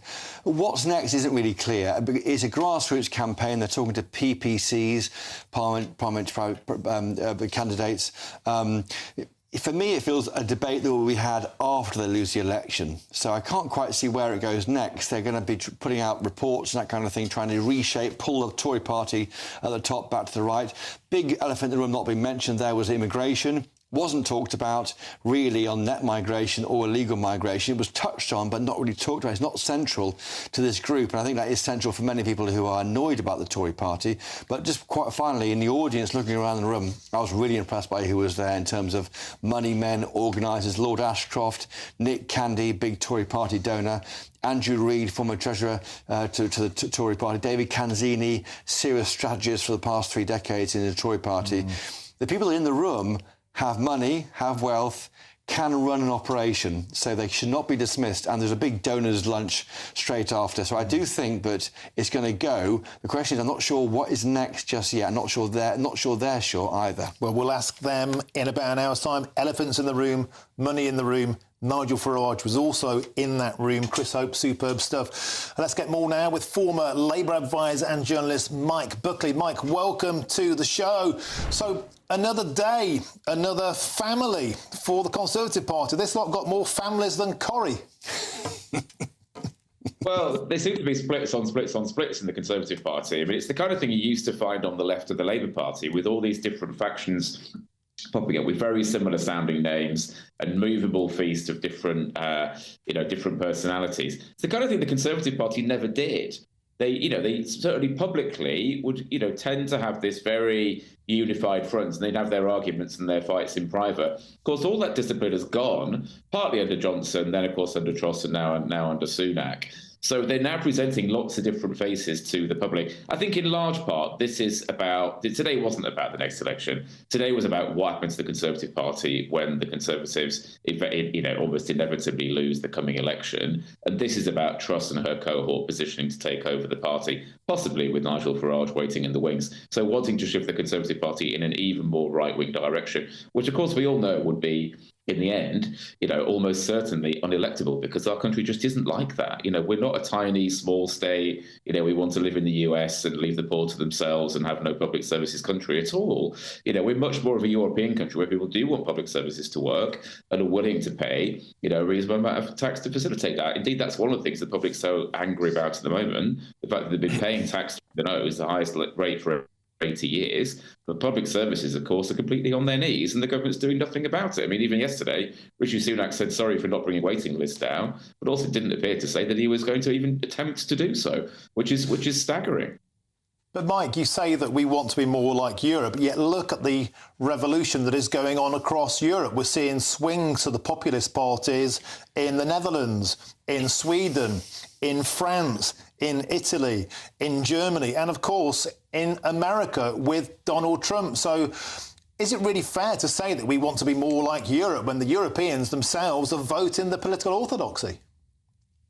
I mean, I think there's an extent to which that is overstated, and it is also the case that when supposedly right-wing parties win elections, I mean, Giorgia Meloni in Italy is a very good example. She may have campaigned as a far right-winger, but she's governing as a fairly centrist right-winger, because she wants to hold the government together and she wants to hold the economy together and she wants to be part of the European mainstream. So while I agree the rise of the far right in Europe is a concern, I think it's less of a concern than is sometimes put out there by hyperventilating journalists. But what I meant was more that the UK public, they want their public services to work. They want particularly the NHS to work, but also education, also council services. And the fact that at the moment, pretty much nothing is working in this country. And we've got a government that is obsessed with inward migration more than it's obsessed with getting the NHS and education, etc., and transport working. I think that's one of the main things that's putting the public off. Combined with the irony of today is the fact that Liz Truss did more, arguably, than any other Conservative politician to ruin their reputation. I mean, she single-handedly ruined their reputation for economic competence. But once that's gone, it's gone. And there's no chance of them getting it back. And Rishi Sunak could possibly have got it back. But the way that he's governed over the last 18 months or so, he obviously hasn't done that, partly because the economy is in such a state, plus public services, but he just hasn't convinced the public that he's got what it takes to move on. So today was about Truss and her cohort saying, we want to have control of the Conservative Party after the next election. We're the people with ideas. I suspect she's wrong. OK, all to play for. Thanks for joining us on the show, Mike Buckley, journalist and former Labour advisor. And there's lots more still to come between now and 5 o'clock. Now, the latest from the United States, as we just discussed, where Donald Trump is already acting like he's the president. But first, your latest news headlines with Polly Middlehurst.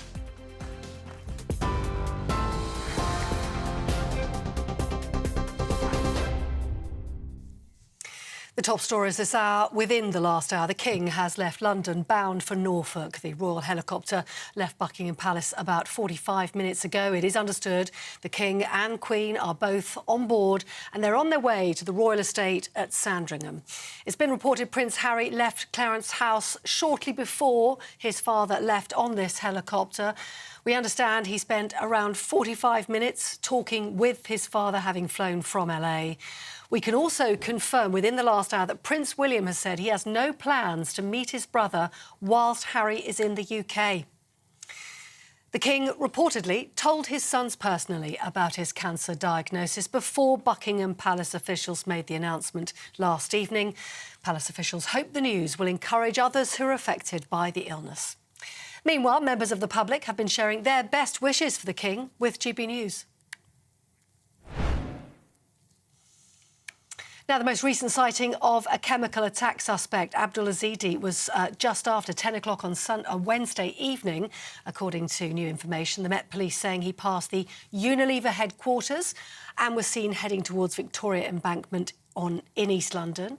A £20,000 reward is still being offered for anyone to come forward with information on his whereabouts. He's suspected of attacking a woman with a corrosive substance, leaving her with potentially life-changing injuries. Police are warning anyone who has helped him will also themselves face arrest. And as you've been hearing, Liz Truss says democracy has become unpopular. She was unveiling a new Conservative group today aimed at boosting Conservative ideas. The Popular Conservatives, as they're known, or PopCon, aims to take on what the former Prime Minister called left-wing extremists. The Liberal Democrats accused some of those present today of economic vandalism.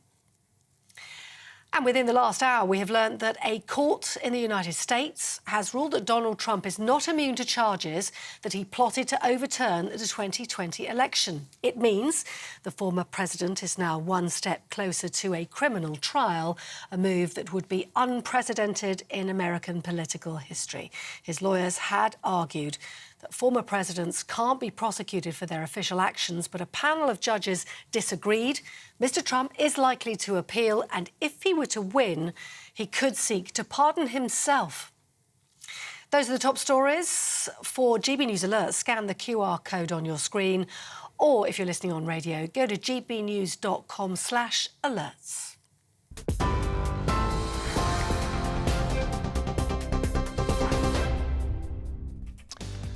Thank you, Polly. Now, uniformed officers refuse to arrest the man suspected of a stabbing in London. Is our police force completely and utterly broken? That's next. I'm Martin Daubney on GB News, Britain's news channel.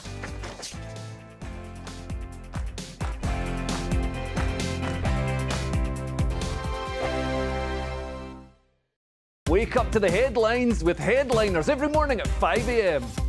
We treat you to the day's biggest stories before anyone else, 7 days a week. You can catch up on everything you need to know before you've even had your kippers. Headliners every morning at 5 a.m, only on GB News, the People's Channel, Britain's news channel. Good afternoon, Britain. Weekdays from midday. Chris, what is the preferred way in which the police go about their business at the moment? There's these two strands of thinking. Evidence-based policing versus bobbies on the beat.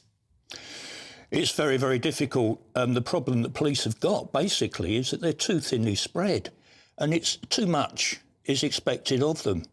There's a long list, isn't it? Every month we hear police need to do more about this, police need to do more about that, and police do their best.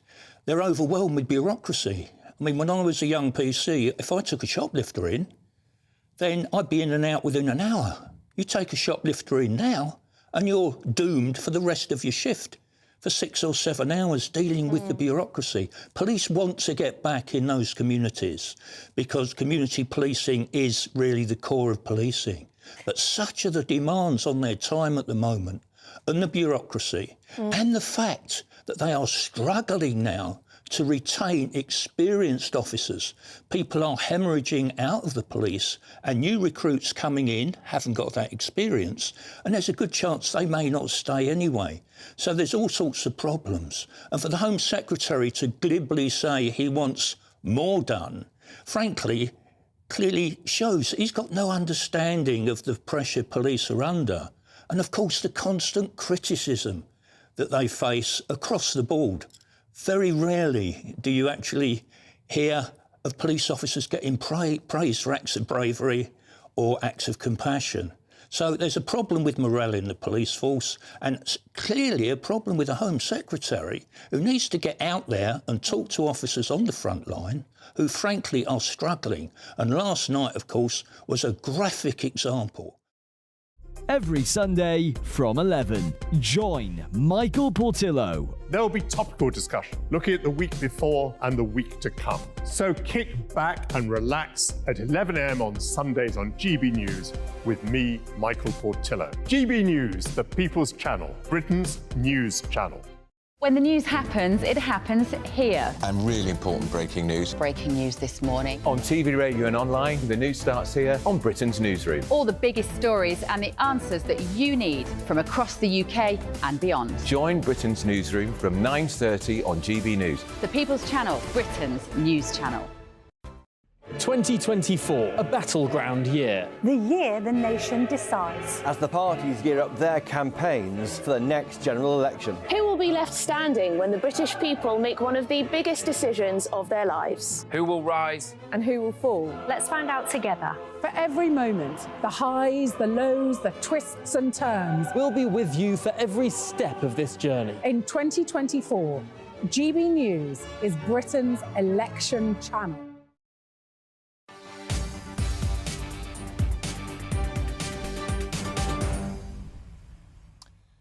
Welcome back. It's 4:38. You're watching or listening to Martin Daubney on GB News. Now, later in the show, I'll be joined by a cancer expert, Professor Carol Sikora, to get his insights into King Charles's diagnosis.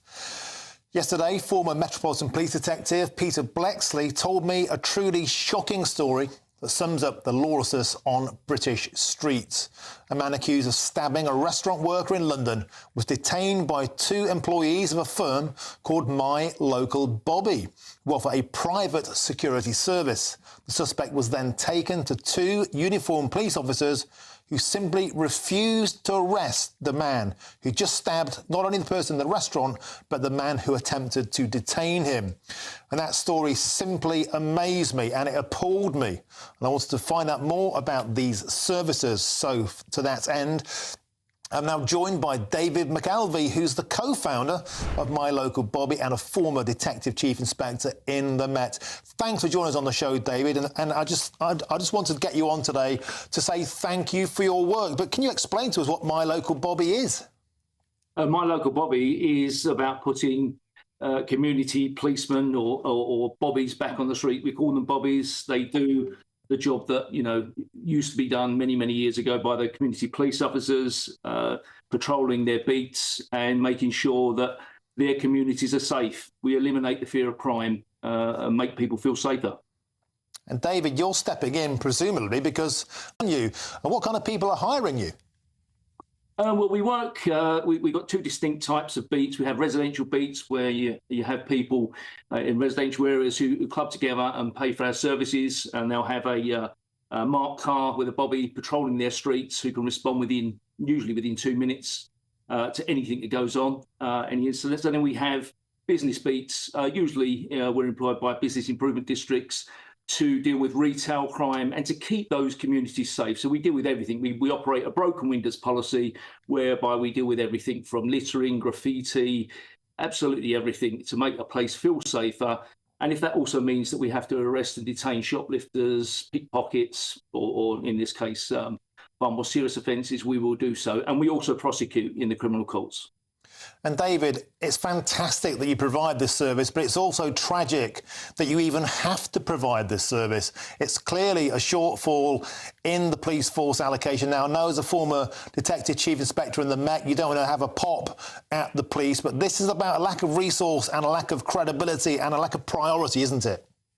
It sadly, things have gone awry and we don't see the numbers of police officers on the streets that we used to. I know the numbers are quite considerable now, but you just don't, you know, those numbers aren't being seen on the streets. They're not being reflected in officers patrolling. And there's a number of reasons for that, Martin. You know, they've got other resource implications and issues going on, protests and all sorts of things. And what I wish we didn't have to exist, but we step in where they've left a gap and we do that work, that sort of low-level work dealing with the community-type policing.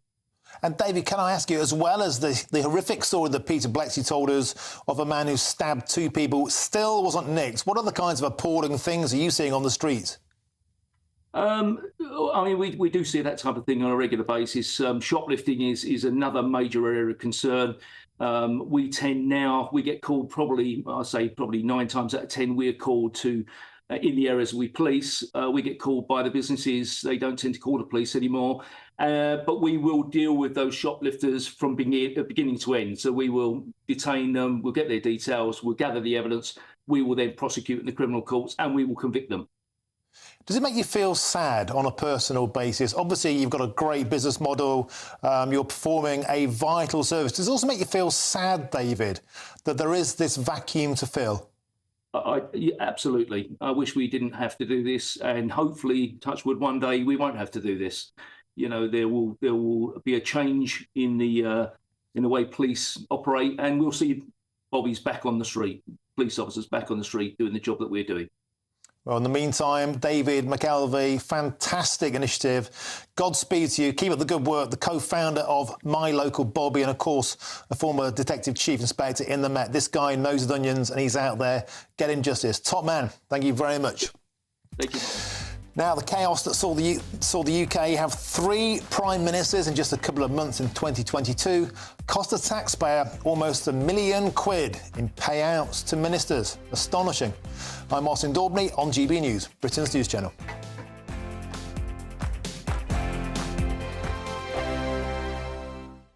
Now then, Lee Anderson here. Join me on GB News on my show, The Real World, every Friday at 7 p.m. I'm not eating bloody cat. Are you Delicious. mental? Open your mouth. OK, here comes a train. Reminds me of the scene in Singing in the Rain. Adam, is that a good one? Whoa! Join me at 7 on GB News, Britain's news channel. GB News Breakfast. Every day from 6 a.m. Marnie says being sexy in business is entirely possible and maybe even better. Well, Marnie, this is something I say is true. I've had to live with this for quite a long time. And I think you can do both. Like, tell me, it's lovely to see you, first of all. Thank you for having me. In all your gorgeousness. And you're telling me that often is regarded as something derogatory or something to hold you back. Is that right? It's just this really unfair thing, this really unfair narrative that women can't do both. Even men can do it, as you know, Eamon. You can do it. You can do it all. And I just think, you know, women are so multifaceted. They can be mothers, they can be sexy, they can be businesswomen, they can be silly, they can be all these different dimensions. And this press push that we have to limit ourselves to one category, it's just unfair. But do you think that is where some people may be wrong-footed or go wrong to underestimate you? Exactly. There is that saying, disarm with charm. So, you know, that there is that idea that people do look at someone who cares about how they look, who's perhaps a bit feminine, and underestimate them. But hopefully I proved that wasn't the case in the boardroom. And thank goodness for Karen Brady. She's definitely upped the glam stakes on the show. And if anybody can prove that you can be sexy and successful in business, I suppose it's her, really. But where do you think most of the criticism comes from? Because I have to say, hard to believe, but when I was younger, I certainly got a bit of this at my old employer, being told that I had to dress a certain way, not to be too sexy, which I found hugely you were told this by women. I was told this by a female boss who didn't like me wearing zips on the back of my dress. Not just me, but some of the other presenters there. And I took such offence. I felt like she thought that I was some sort of, I don't know what. Do you take offence when people are criticising you that, you know, in some way they think you're, I don't know? There's just no right answer. And as we said, I think Karen Brady is doing an excellent job at leading the charge that you can be glamorous and get the job done. GB News, unlike other broadcasters, isn't obsessed with the London-Westminster bubble. We think there's a nation beyond the M25, and that's why we talk about the issues that matter across the land. Join me on State of the Nation, 8 to 9 o'clock, Monday to Thursday, on GB News. Daisy's listening, and you should too. Wake up to the headlines with Headliners every morning at 5 a.m. We treat you to the day's biggest stories before anyone else, 7 days a week. You can catch up on everything you need to know before you've even had your kippers. Headliners every morning at 5 a.m, only on GB News, the People's Channel, Britain's news channel.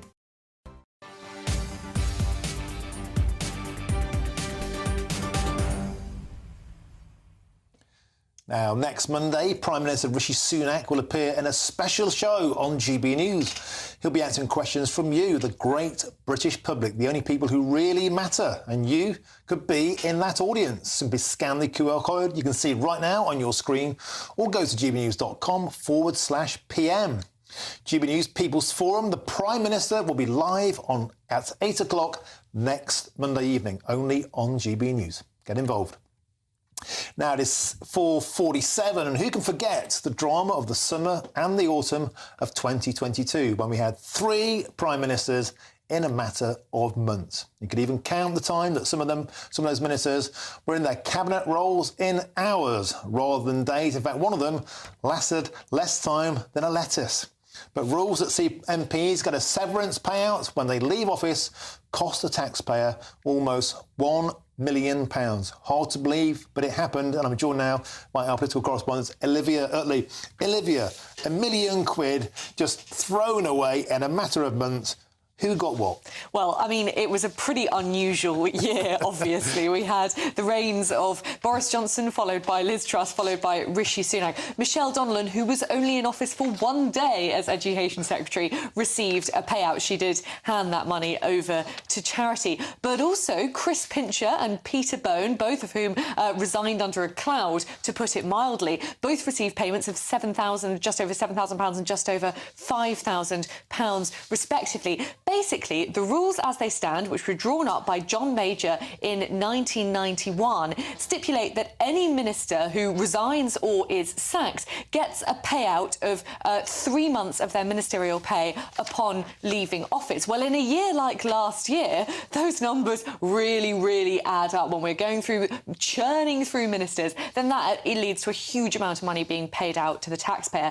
Now, Labour, why this is in the news today is because Labour have said that they want to reform it. And under their rules, ministers who resign because of allegations of misconduct wouldn't get a payout. Anyone who returns to office after less than 3 months off the front bench would have to pay back the money that they're given. And anyone who has served for less than 3 months in office, so Liz Truss or Michelle Donnellan last year, wouldn't be eligible either. Now, that's what they've said they want to do when they're in office. Today, they are going to force a vote on it in what's called an Opposition Day debate in Parliament. The government will vote against it because they always do on these Opposition Day debates, but it's brought the issue into the spotlight, and now we're all talking about that really astonishing £1 million that was paid out to ministers last year. Well, Olivia, it seems eminently sensible. Brandon Lewis, the fella got 2 payments, 33.5 grand in 4 months on top of his salary, more than the average living wage in Britain. I think it's actually quite a good idea.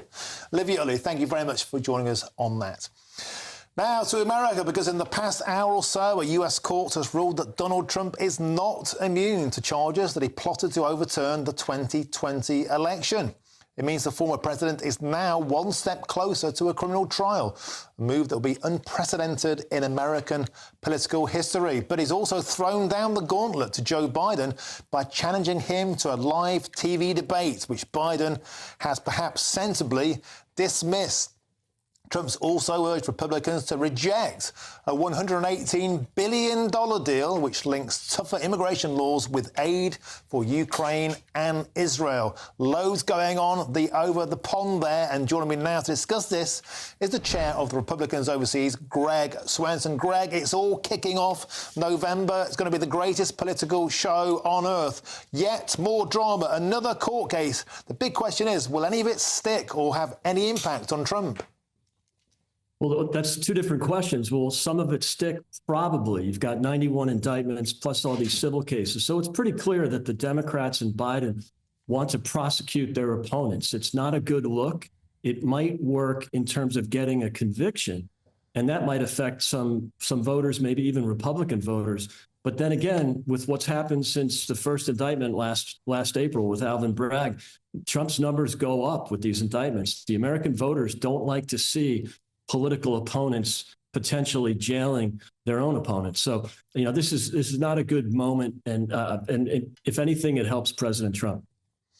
And Greg, the bill, the bipartisan bill that the Democrats are trying to get through at the moment. Talk us through that. They're trying basically to do something about the terrible situation on the Texan border, immigration, illegal immigration becoming a huge issue. They're throwing $20 billion at that, but Trump is trying to get the Republicans to block it. What's the reasoning behind that?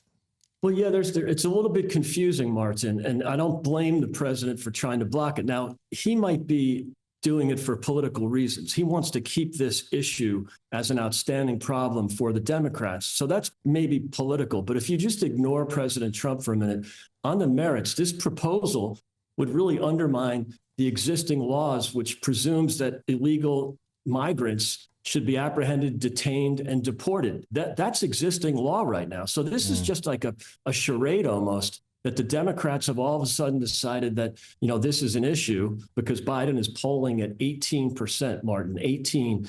And they know that's going to be really difficult for them to face elections in November. with the humanitarian crisis at the border. So they crafted this proposal. I don't think there's a lot of legs to it. I mean, there is some good in it, but what they're trying to do, which is stop the humanitarian crisis, can already be accomplished with the current law. So, and the second problem with it is all these little algorithms that they have. We're going to shut the border down when the daily head count reaches 5,000. That's 5,000 a day. That's the equivalent of 1.8 million a year, which is about what we're doing anyway. So that would assume that Biden would actually enforce that law when it's triggered. But to date, he's really, he picks and chooses the laws that he likes, the laws that he wants to enforce, and the ones that he doesn't. So I'm not confident that this would change anything. It might be politically good for the Republicans to do it, just to get the Ukraine funding done, and also have maybe an appearance that they're trying to cooperate with the left. But in itself, this proposal should be dead on arrival because it doesn't do anything, and in fact, it makes things worse. And Greg, very quickly, if we could, Trump's thrown down the gauntlet for a TV debate. Biden's turned it down. Is that because you think Trump would make mincemeat of him? Well, there's no doubt about that. I mean, and it's not just President Trump. I think anybody that's functioning could take down President Biden in a debate. It is kind of funny coming from President Trump, who refused to debate Ron DeSantis and the other candidates. So it is kind of funny that now he's saying that we should have a debate. But, the point is, even just ignoring the history and what he did in 2023 by refusing to debate, just ignore that for a second. To elect a president that chooses not to debate is, Greg, is a we're bad going to sign. have to leave it there, I'm afraid. I'm so sorry. All right, after no this, problem. we have all the latest on King Charles and also Prince Harry in the UK. I'm Martin Daubney on GB News, Britain's news channel.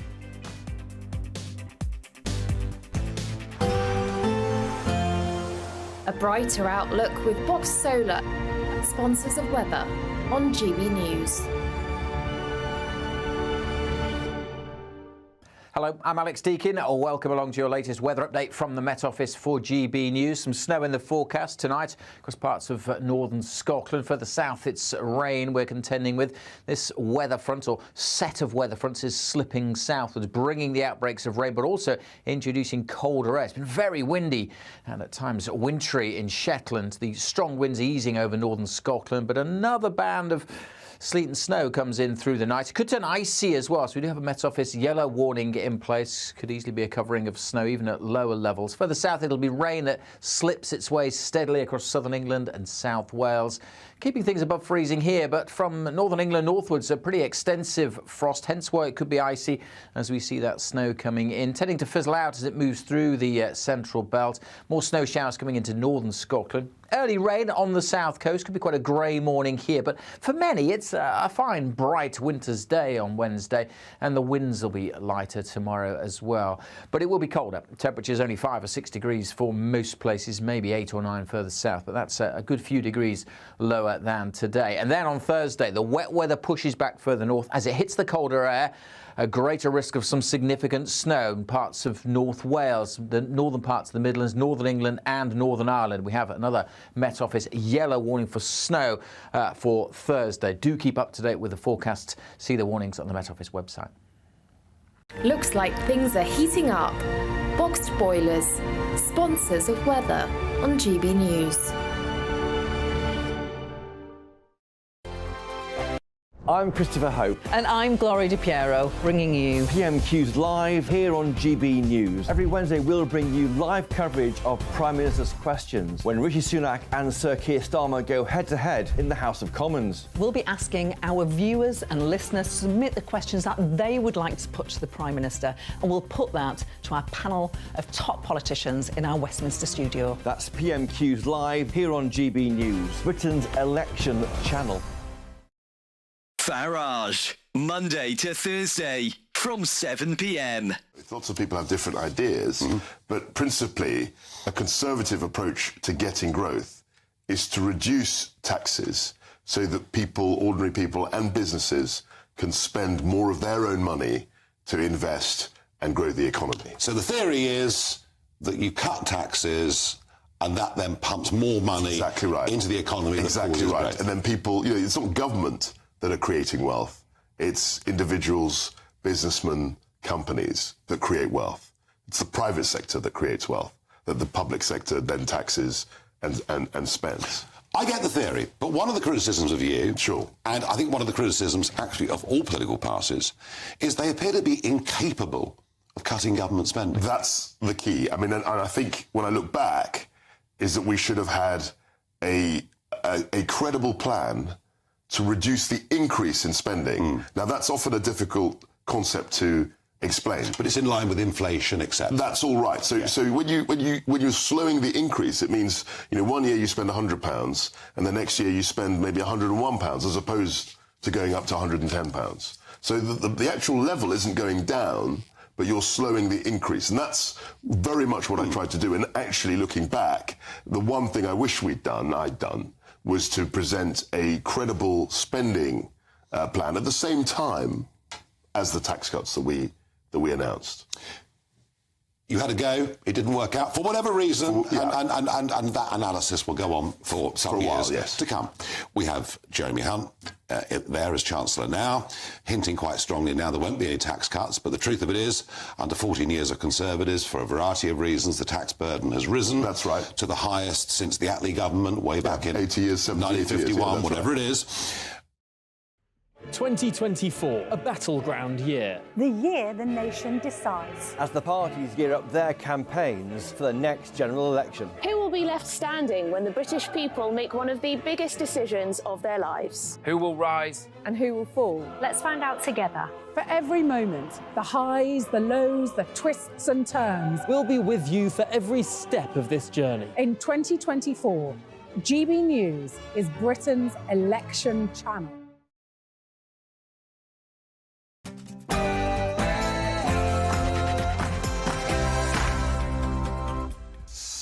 Good afternoon, it's 5 p.m. Welcome to the Martin Daubney Show on GB News, broadcasting live from the heart of Westminster all across the UK. Coming up, the King has arrived in Sandringham after leaving Buckingham Palace by helicopter a day after his cancer diagnosis. And it followed a 45-minute meeting with Prince Harry at Clarence House. Duke of Sussex had arrived in the UK earlier today from Los Angeles. And Liz Truss is back in the public eye. Today, the former Prime Minister has criticised Rishi Sunak's government for failing to take on what she's called left-wing extremists. Is this yet another plot to sink Sunak? We'll be joined by the man who's heading up the popcons later in this hour. And great bit of people power. I'll be speaking to the campaign group which wants to clean up Britain for good. They're taking the Highways Agency to court tomorrow. And that's all coming up in your next hour.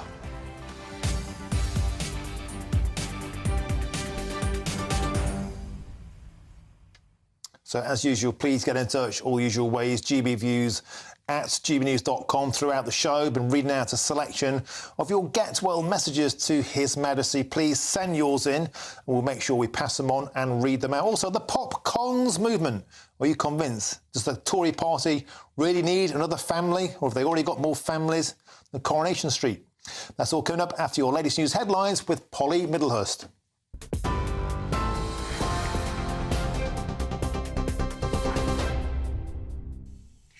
Martin, thank you, and good evening to you. Well, we can tell you now the King has arrived at the Royal Sandringham estate in Norfolk, having left London in the last hour. A helicopter was seen taking off from Buckingham Palace and we believe has now landed, believing to be carrying the King and Queen, taking off, as I say, from central London just a short time ago. And it's been reported Prince Harry left Clarence House shortly before his father left on that trip, having spent around 45 minutes talking with his father. It's also been established today Prince William has no plans, apparently, to meet with his brother whilst Harry is in the UK. Now, the King reportedly personally told both his sons about his cancer diagnosis before Buckingham Palace officials made the announcement publicly last night. Palace officials hope the King's openness about the news will help others whose lives are affected by cancer. Meanwhile, members of the public up and down the country have been wishing the King well. The fact that he was already in hospital And he'd had obviously the enlarged prostate, and I understand from reading the news this morning it's not the prostate that's worried about, it's another form of cancer. But the fact that it's been caught mega early, hopefully he should be fine, fingers crossed. I just think it's sad. It's the same as any family. If someone gets that sort of news, obviously it's going to be devastating. But I suppose he's handling it pretty well at first. It's so sad, really. With the loss of the Queen not too long ago, now he's having cancer. Yeah, it's a sad time. Well, in news from the United States, a court has ruled Donald Trump is not immune to charges that he plotted to overturn the 2020 election. That means the former president is now one step away from a criminal trial, a move which could be unprecedented in American political history. His lawyers had argued that former presidents can't be prosecuted for official actions, but a panel of judges has now disagreed. Mr. Trump is likely to appeal. If he were to win the next election, he could seek to pardon himself. Here at home, the most recent sighting of chemical attack suspect Abdul Azidi was just after 10 o'clock on Wednesday. That's according to new, more precise information about his whereabouts. The Metropolitan Police have said today he passed the Unilever headquarters and was last seen heading towards Victoria Embankment. A £20,000 reward is still being offered for anyone with any information on his whereabouts. He's suspected of attacking a woman with a corrosive substance, leaving her with potentially life-changing injuries. Police are warning that anyone found to be assisting the suspect will also face arrest themselves. Politics, and Liz Truss says democracy has become unpopular. She was unveiling a new group aimed at boosting Conservative ideas. The Popular Conservatives Movement, or PopCon, aims to take on what the former Prime Minister called left-wing extremists. The Liberal Democrats also accused some of those present today of economic vandalism, but Liz Truss told GB News she thinks left-wing ideas have gone too far. A 46-year-old man has been arrested on suspicion of malicious communications following reports of an abusive and threatening phone call made to a Conservative MP's London office. Mike Freer announced his decision to quit politics last week, telling GB News that he feared for his safety.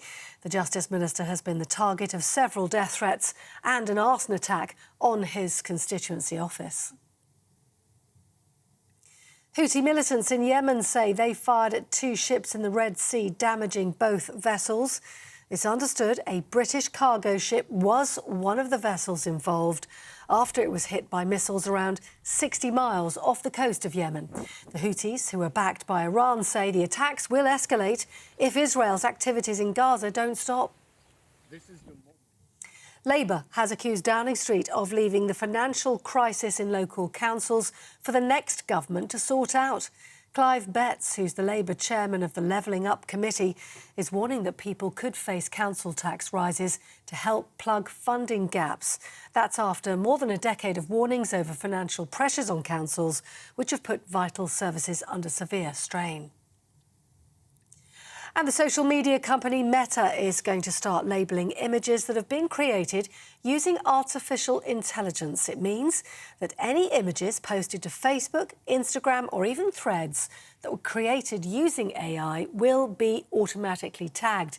The company says it's currently building the new tool and it will be rolled out in the coming months. Meta's saying it'll reduce the ability of so-called bad actors to distribute deceitful content.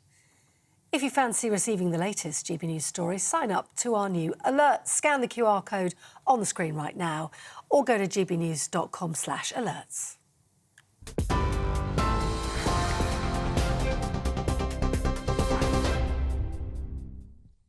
Thank you, Polly. Now we start with the latest on King Charles after the shock news that he has cancer.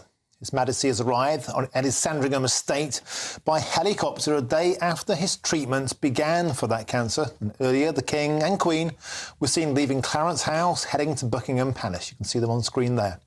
And this comes after Prince Harry met his father for around 45 minutes early today, following the King's cancer diagnosis. However, GB News can confirm that Prince William has no plans to meet his brother whilst he is in the UK. And for an update on all of this, let's cross live now to Buckingham Palace and speak to GB News' royal correspondent Cameron Walker. Cameron's not quite with us, but let's just talk about this for a moment. So what we know is that Harry landed. He went straight there. Cameron Walker, let's go to you. So Harry came and the King went rather quickly. Yeah, exactly, Martin. It was a very busy afternoon here. As you said, in the last hour or so, the King and Queen have landed at Sandringham. They took off. We've lost them again. Someone's pulled the plug. So just to update what happened there, Prince Harry came in. He landed from LAX. He went straight to Buckingham Palace, saw the King for around 45 minutes. The King then got in his helicopter and went to Sandringham. He left the building, as it were. And the big news is that Prince William, who, if you recall, only returned to duty yesterday on the release from hospital of Princess Catherine, returning to work, has said he does not want to meet Prince Harry. A dramatic development for those who hoped that the King's brush with mortality may have forged a family reunion. It seems that is not on the agenda. I think we have Cameron, third time lucky. Do we have you, Cameron Walker? Yes, we do. Cameron, what's all the latest? Martin, apologies. As you said, in the last hour or so, the King and Queen have landed at Sandringham in a helicopter. They took off from the Buckingham Palace garden a couple of hours ago, but it's been an incredibly busy afternoon here in central London. Around lunchtime today, Prince Harry, Duke of Sussex, landed at Heathrow Airport. He was swiftly taken to the VIP Windsor Suite, where he got into a black SUV, escorted by 2 police cars, and drove here to Clarence House, which is where the King was staying following his cancer treatment yesterday inside a hospital, but he stayed at Clarence House last night. He spent around 45 minutes with His Majesty the King, which doesn't seem to be too long, to be perfectly honest. Bearing in mind, Prince Harry has spent hours and hours on a plane from Los Angeles to London to spend time with the King. We were told yesterday that the King personally told Harry and indeed William about his cancer diagnosis. But following the meeting, Prince Harry left Clarence House, and very shortly after that, the King and Queen were seen driving to Buckingham Palace. They were smiling and waving to the crowds and indeed the cameras here. The King looked in fine form, actually. He seems pretty upbeat and in good spirits. And then, as I said, they took off in a helicopter shortly after. The Prince of Wales, I'm told, has no plans to meet his brother while Prince Harry is in the United Kingdom. We know their relationship has not been good. We've, of course, had the publication of Prince Harry's memoir, Spare, and the Netflix documentary series, to name but a few incidents, which has perhaps annoyed the Prince of Wales somewhat. But what's next for Harry? He's flown all the way over here for a 45-minute meeting with his father. We don't know where he's going to be staying. He no longer has use of Frogmore Cottage. He was kicked out. He was evicted by the Crown Estates following the publication of his controversial memoir. So which royal residence is he going to be staying in? And has he had an official invitation from the royal family, which is custom in these situations? OK, Cameron Walker, it seems the prodigal son, Prince Harry, has landed, but hasn't been that well received. Thank you for that update from Buckingham Palace. So let's hear now from an expert. We're crossing to Professor Karol Sikora, who joins me now. He's an oncologist and the former head of the World Health Organization's cancer programme. Professor Sikora, thank you for joining us on the show. Can I try and ask you about the nature of the prognosis here? So initially, Charles was admitted with an enlarged prostate, and then it appears something else has turned up. Is this quite normal when somebody goes to get screened for one thing, something else will appear on the radar? It does, and it's nothing to worry about. We know he has cancer, so that's for definite. That would have been confirmed at the London clinic by a biopsy. Something's been sent to the lab. It takes usually a week. You can't speed it up. It requires special tests in the laboratory. Pathologist looks at it and says, this is cancer. we're not being told exactly where it's come from. There was a hint that it's not from the prostate, but it must be from that area, and it was unexpected. So it's likely to be very early. My prediction is it's probably in the bladder, and it's a small tumour in the bladder that can be quite easily treated, that actually carries a good outcome. So for a man of 75, a young man in his prime, like Prince Charles or like King Charles, I think it's likely that he's got a good 10 years to look at, even if it is a bladder cancer. Obviously, the earlier we detect cancer, the lower the stage of the disease and the more chance of curing the disease with conventional treatments.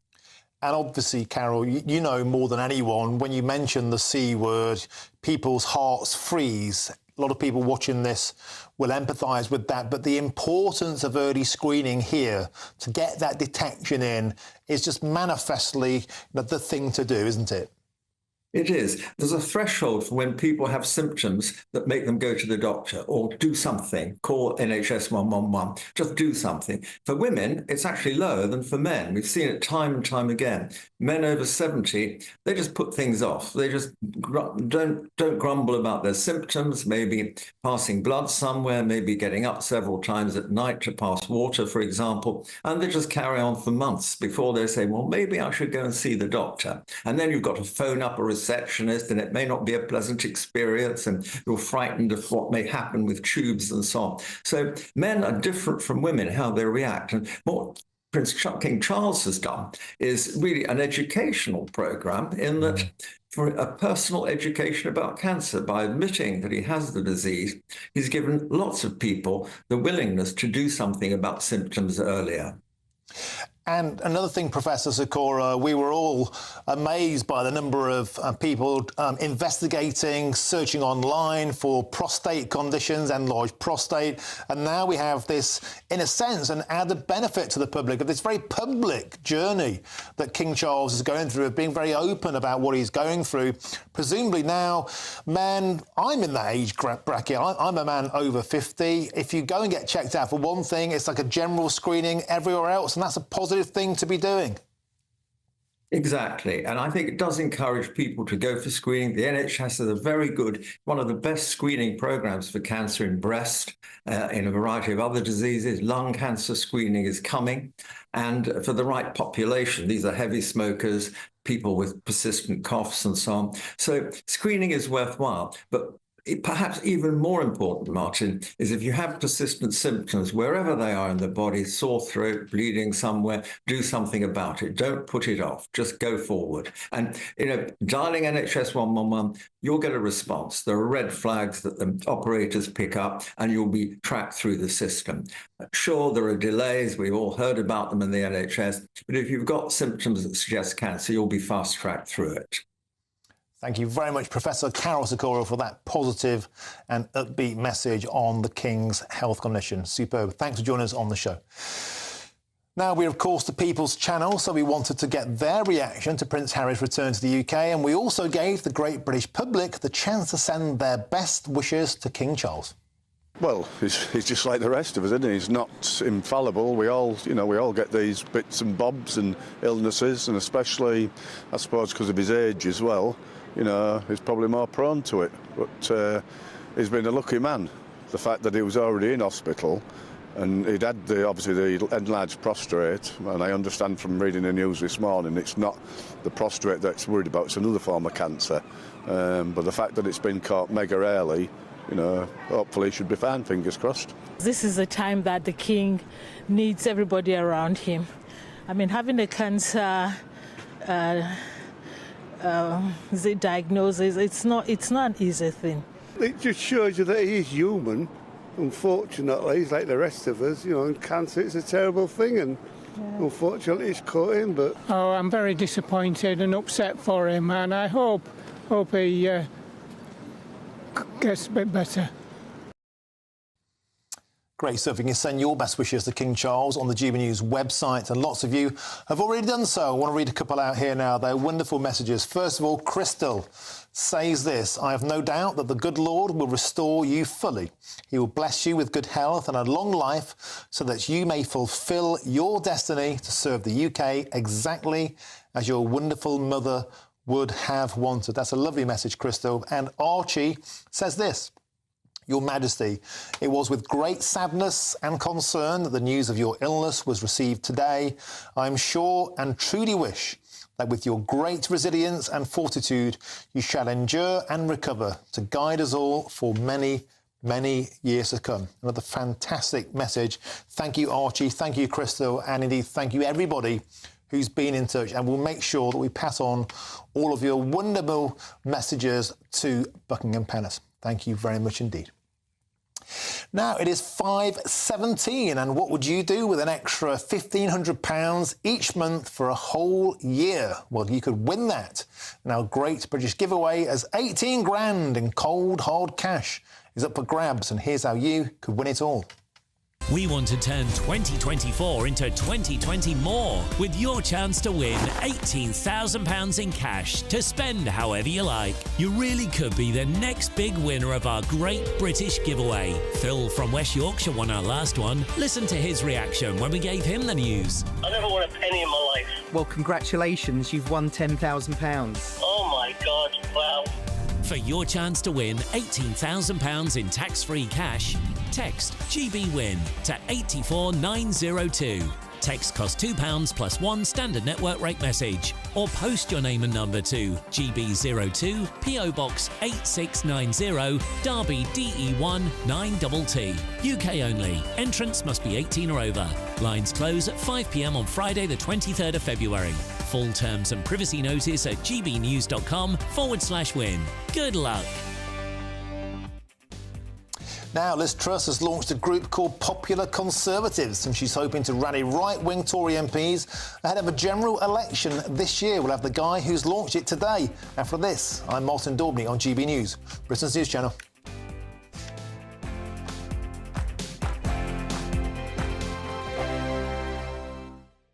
GB News, unlike other broadcasters, isn't obsessed with the London-Westminster bubble. We think there's a nation beyond the M25, and that's why we talk about the issues that matter across the land. Join me on State of the Nation, 8 to 9 o'clock, Monday to Thursday, on GB News. Daisy's listening, and you should too. Now then, Lee Anderson here. Join me on GB News on my show, The Real World, every Friday at 7 p.m. I'm not eating bloody cat. Are you Delicious. mental? Open your mouth. OK, here comes a train. Reminds me of the scene in Singing in the Rain. Adam, is that a good one? Whoa! Join me at 7 on GB News, Britain's news channel. Britain's Newsroom, weekday mornings from 9:30. Are you across this microaggression story? I'm across microaggressions. I'm also across XL bullies. You would not last 5 minutes. Oh, for God's So sake, basic- civil servants, give me strength. So civil servants have been taught not to roll their eyes. Something you do very well. We both do it quite a lot, actually. Because it's seen as an act of microaggression. This, by the way, this costs the taxpayer, this training, £160,000. What the hell is going on in our woke civil service? Who cares if someone rolls their eyes in exasperation? What the hell is going on in our civil service, full stop, if the way that civil servants are communicating with each other is rolling their eyes and looking at their phones? I mean, is the government being run by people who are essentially acting to each other like stroppy teenagers? But I'm all right with people, because, you see, I would be in defence of eye rolling. So me too, I couldn't care less. But do you know why? Because I want people to give me their genuine reaction, as long as it's not deeply offensive. But I want to know how people feel. And what they're being told here, civil servants are being taught, and of course this is an area of employment law, because people are taking cases against their bosses who roll their eyes at them. They're saying they're being encouraged to say nothing and nod their heads to promote transparency and inclusion. Don't show what you really think, just nod your head. But I think that comes with then saying what you really think, and this is the key problem, and what these courses are trying to establish. And I looked into some of them when I was researching this, and it's not saying hide what you're feeling. It's saying, rather than huffing and puffing and rolling your eyes, if you've got a disagreement with someone, say I've got a disagreement with someone. Because otherwise, you can't have an effective workplace if people are sort of just passively, aggressively huffing at each other. Why do these civil servants need to be taught this? Why do people need to be taught this? This is just normal discourse in a normal working day. You don't need a seminar on it. Good afternoon, Britain. Good afternoon, Britain. Join us, Tom and Emily, To find out what's happening in the heart of Westminster. and why it matters to you. Weekdays from midday, we bring you the most compelling stories from across the United Kingdom. And from your doorstep to our inbox. That's right, we want to hear from you. GB News, Britain's news channel. Hi, Rishi Sunak here. Join me for a special GB News People's Forum Live on Monday the 12th of February. I want to hear about the issues that matter to you. For your chance to be part of the audience and to put your questions to me, scan the QR code on screen or go to gbnews.com. See you there.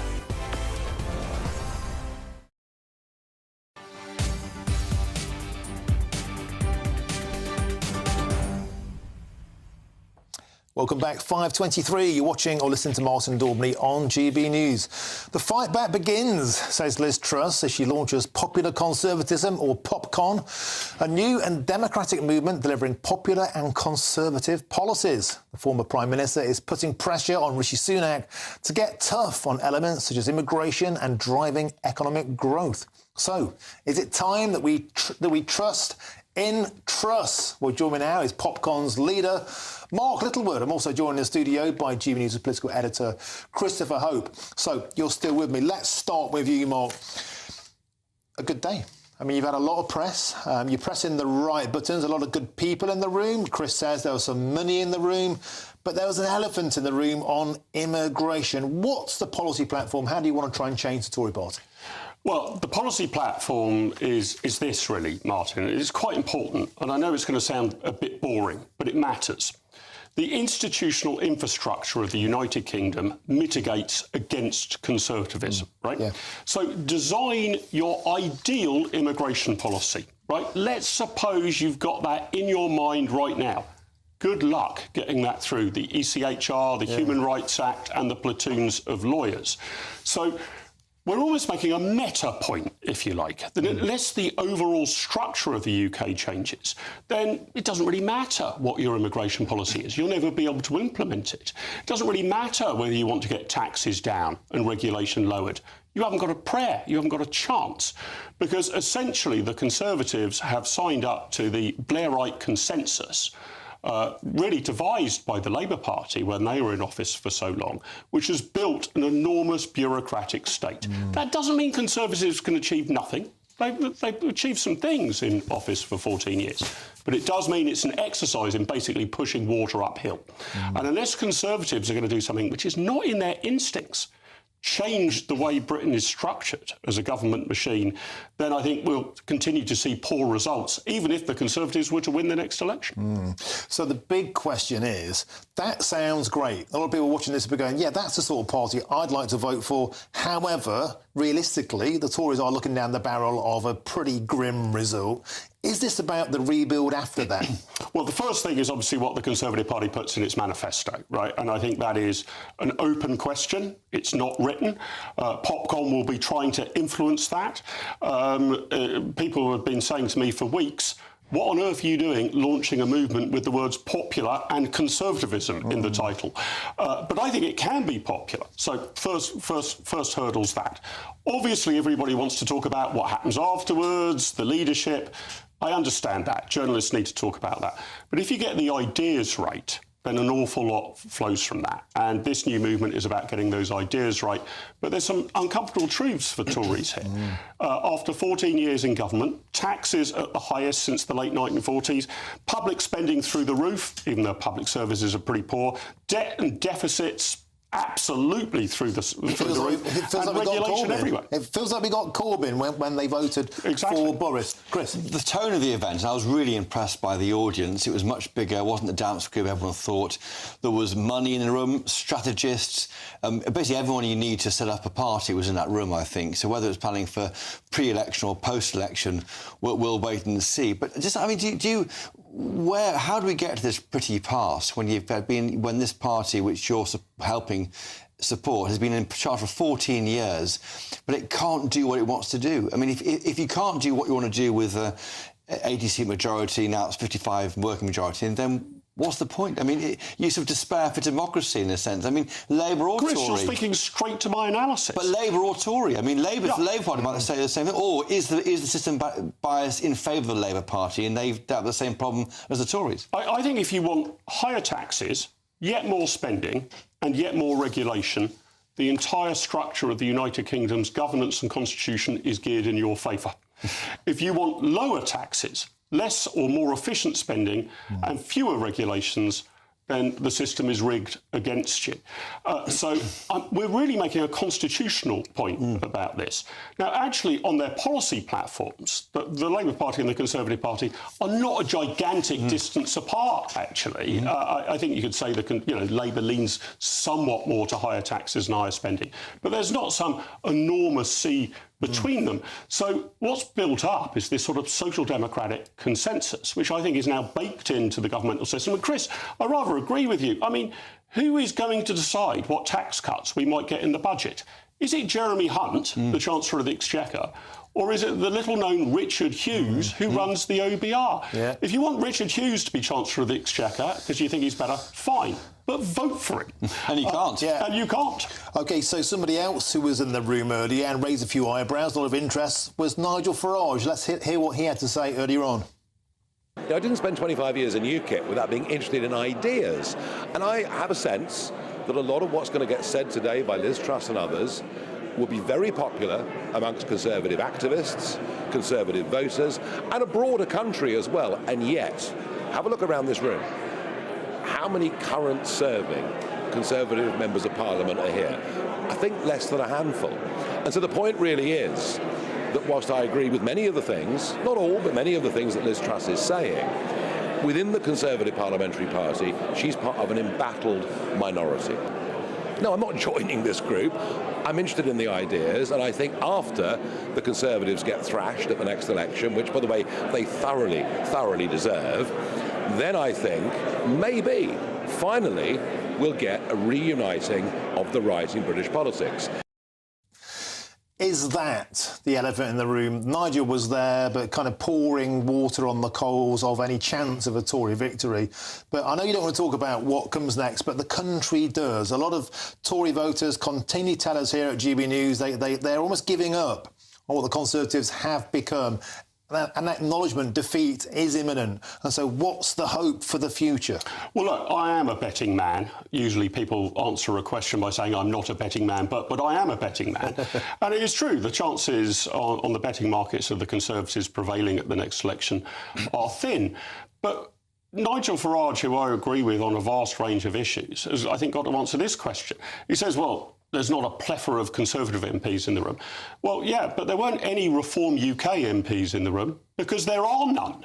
There are none. So there's a strategic view here. Do you think the Conservative Party is the best vehicle to promote this, even though it's at a low ebb at the moment? Nobody would disagree with that.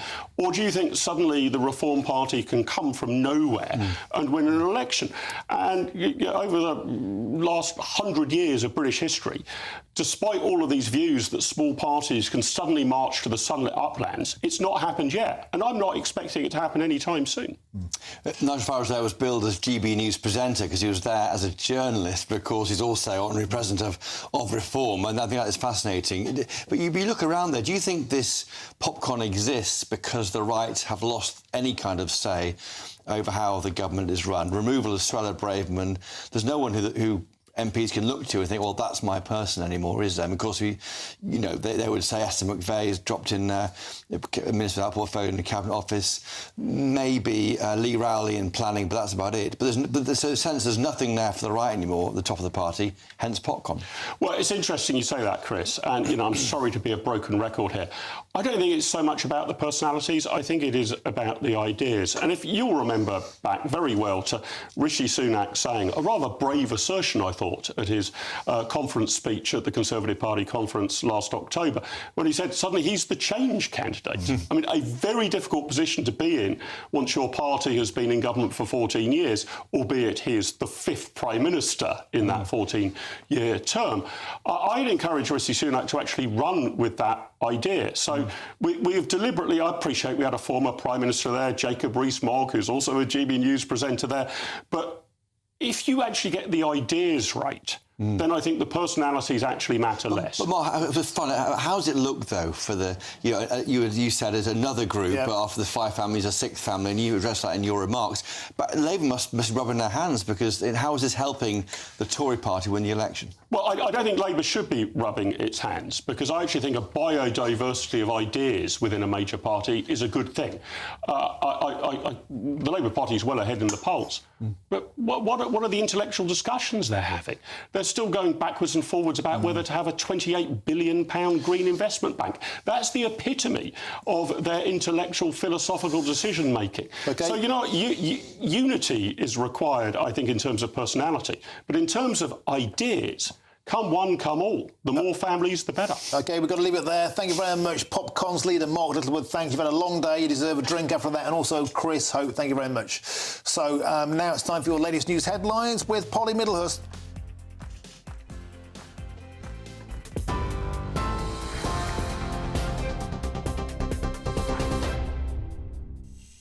Martin, thank you. The top stories this hour from the GB newsroom. The King has arrived at Sandringham in Norfolk, having left London this afternoon. King Charles and Queen Camilla took off from Buckingham Palace earlier on after meeting with Prince Harry at Clarence House, who'd flown in from LA. The Duke of Sussex spent around 45 minutes with his father. It's understood Prince William has no plans to meet his brother whilst Harry's in the UK. And the King personally told his sons about his cancer diagnosis before Buckingham Palace made the announcement publicly last evening. Palace officials hoping the King's openness about this news will help others whose lives have been affected by cancer. In other news today, the most recent sighting of chemical attack suspect Abdul Azidi was just after 10 o'clock on Wednesday night. That's according to new, more precise information coming to us from the Metropolitan Police. They're saying he passed the Unilever headquarters and was seen heading towards Victoria Embankment in central London. A £20,000 reward is still being offered to anyone who can provide information on his whereabouts. He's suspected of attacking a woman and her children with a corrosive substance. He has left her with potentially life-changing injuries. And as you've been hearing, Liz Truss says democracy has become unpopular as she unveiled a new political group aimed at boosting conservative ideas. The Popular Conservatives Movement, or PopCon for short, aims to take on what the former Prime Minister called left-wing extremists. The Lib Dems accuse some of those present at the meeting today of economic vandalism. And in the United States, a court has ruled that Donald Trump is not immune to charges that he plotted to overturn the 2020 US election. It means the former president is now one step away from a criminal trial, unprecedented in American political history. His lawyers had argued that former presidents can't be prosecuted for official actions, but a panel of judges has now disagreed. Those are the top stories. For the latest news alerts, sign up to GB News Alerts by scanning the QR code on your screen or go to gbnews.com/alerts.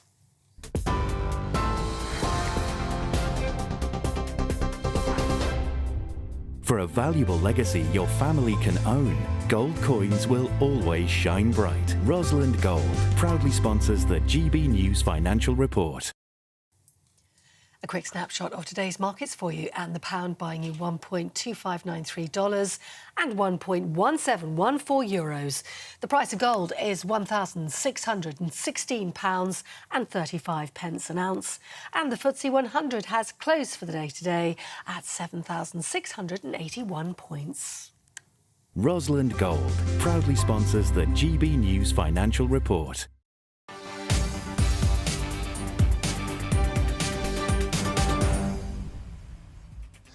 Thank you, Polly. Now, I'll be joined shortly by the Tory MP Paul Scully. See what he makes of today's PopCon's launch. I'm Martin Daubney on GB News, Britain's news channel. When the news happens, it happens here. And really important breaking news. Breaking news this morning. On TV, radio and online, the news starts here on Britain's newsroom. All the biggest stories and the answers that you need from across the UK and beyond. Join Britain's newsroom from 9:30 on GB News. The People's Channel, Britain's news channel. The Camilla Tominey Show. Sunday mornings from 9:30. We had Grant Shapps on last week. He was talking about how defence spending is now creeping up to 2.25% of GDP. Ben Wallace's predecessor suggested it should be 3%. We hear that we've got the smallest army, I think, since the Napoleonic Wars. Numbers are down. There's a question as to whether we can staff frigates in the Red Sea. Why haven't we sent aircraft carriers? What's your impression of the situation? Well, I don't think it matters how much you spend, it's how effectively you spend it. And we spend it very ineffectively. We have lots of scandals about defence spending. And I think partly because of the monopoly position of some of our defence suppliers, we don't get good value and we don't get reliability. This latest story in the Telegraph is that HMS Diamond, which is our ship, which is out there defending the Red Sea, doesn't have the capability of firing a missile from the ship to the land, so it can't participate in the attacks on the Houthis. So in order that we can participate in the attacks, we're flying RAF aircraft from Cyprus, which is a very long way away. When I was Defence Secretary, I ordered cruise missiles for our nuclear-powered, but not nuclear-armed submarines. And I think we have 6 or possibly 7 of those. But last autumn, it was reported that 5 of those were out of commission, were not available. We have about 21 aggressive surface ships. So we've got 2 aircraft carriers, and we've got frigates, and we've got destroyers. But at any one time, you can count on about half of those not being available because they're under refit or whatever. So we have a minimal surface fleet now. And for whatever reason, it doesn't seem that we're able to deploy a submarine to the area that can fire cruise missiles. Our 2 aircraft carriers, built at enormous expense, are sitting in Portsmouth. Which seems to most people ludicrous, well, at least with what's going on. It doesn't seem ludicrous to me. I'm Andrew Doyle. Join me at 7 o'clock every Sunday night for Free Speech Nation, the show where I tackle the week's biggest stories in politics and current affairs with the help of my 2 comedian panellists and a variety of special guests. Free Speech Nation, Sunday nights from 7 on GB News, the People's Channel, Britain's news channel. In the GB Newsroom, we bring you the news as it happens. With our team of dedicated journalists across the UK, we're ready to give you accurate reporting every day. When the news breaks, we'll be there with bulletins on GB News, the People's Channel, Britain's news channel. 2024, a battleground year. The year the nation decides. As the parties gear up their campaigns for the next general election. Who will be left standing when the British people make one of the biggest decisions of their lives? Who will rise? And who will fall? Let's find out together. For every moment, the highs, the lows, the twists and turns. We'll be with you for every step of this journey. In 2024, GB News is Britain's election channel.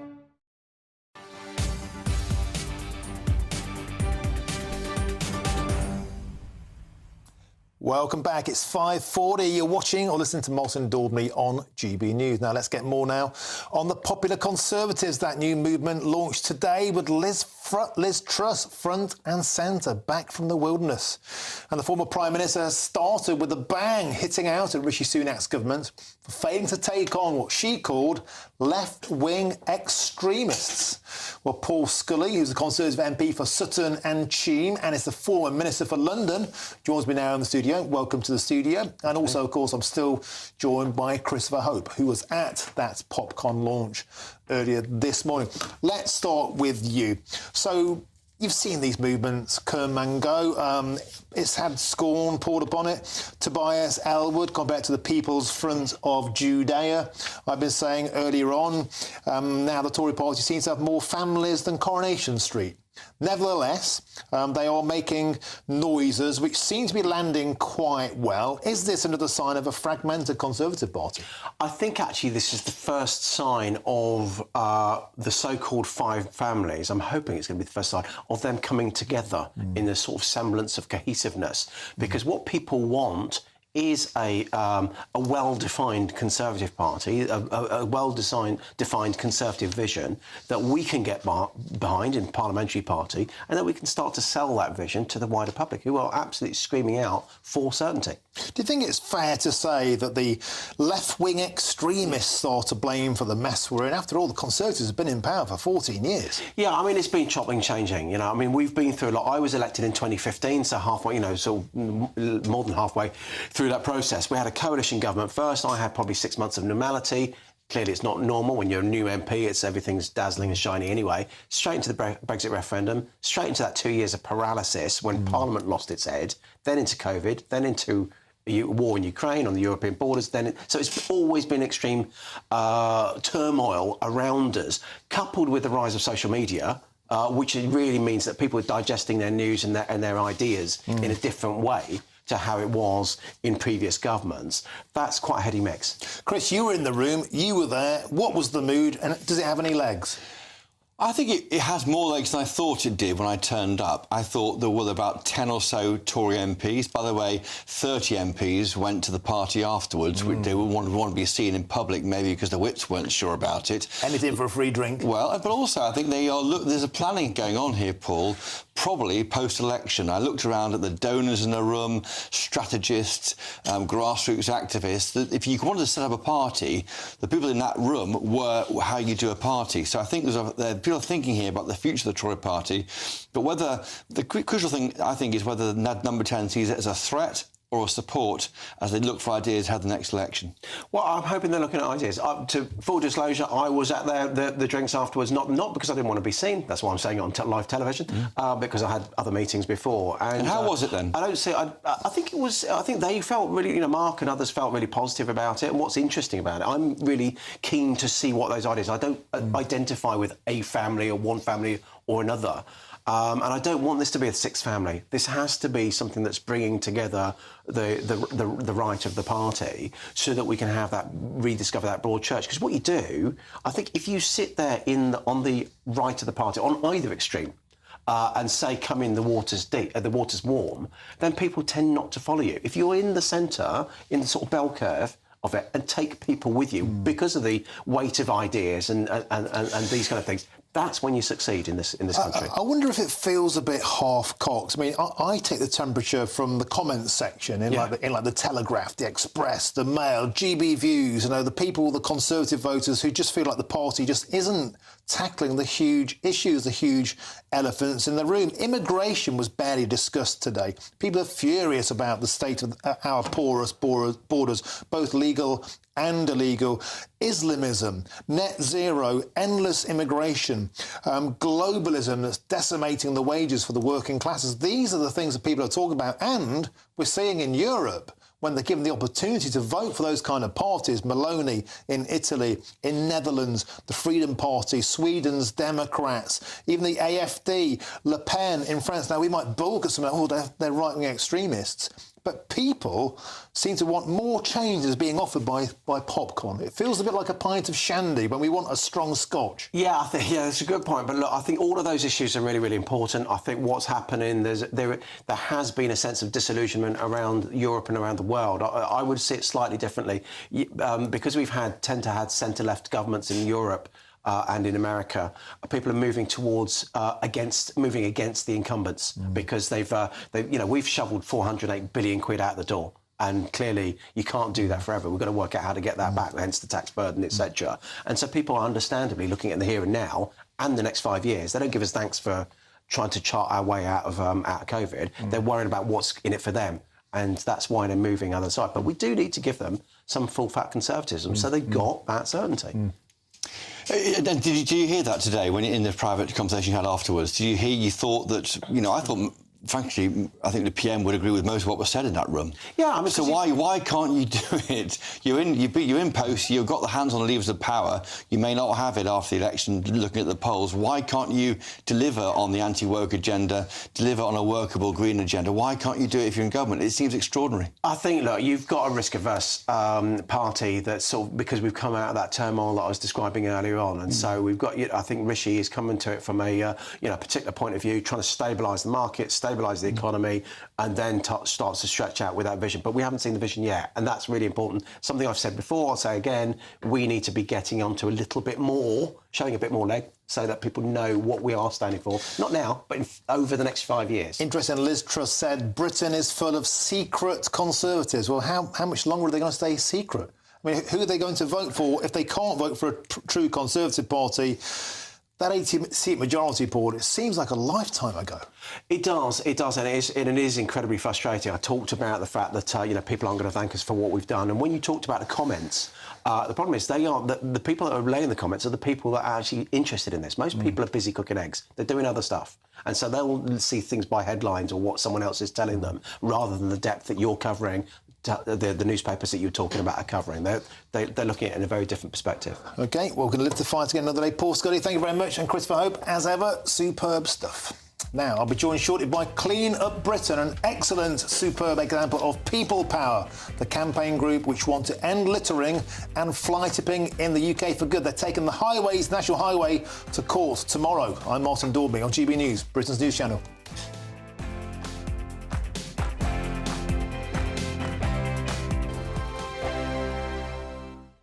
In the GB Newsroom, we bring you the news as it happens. With our team of dedicated journalists across the UK, we're ready to give you accurate reporting every day.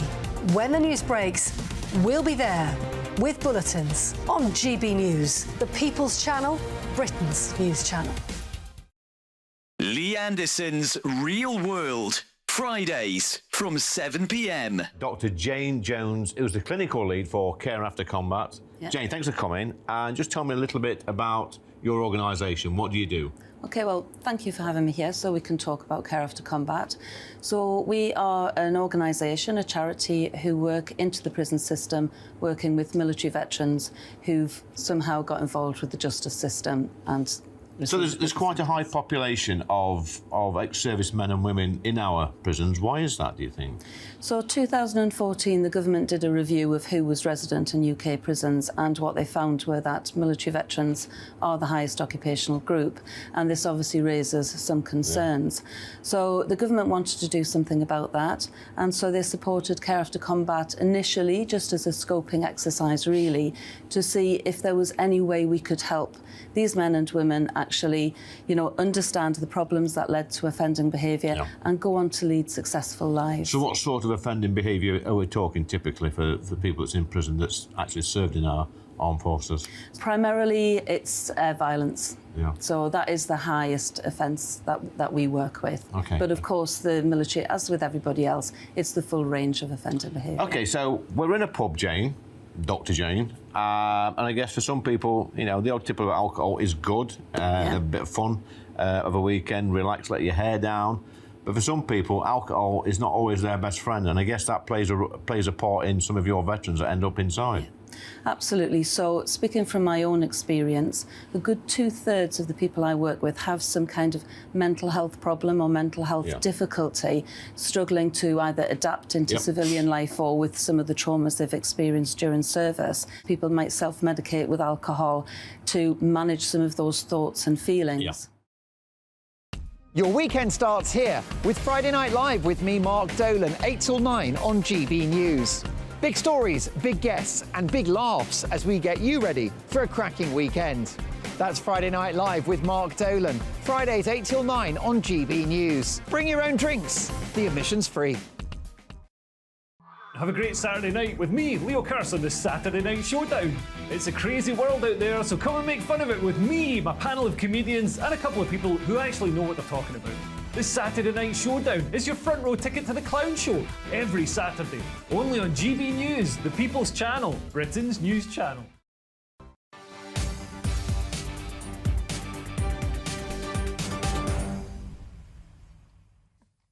Now, next Monday, Prime Minister Rishi Sunak will appear in a special show on GB News. He'll be answering questions from you, the great British public, the only people who truly matter, and you can be in the audience.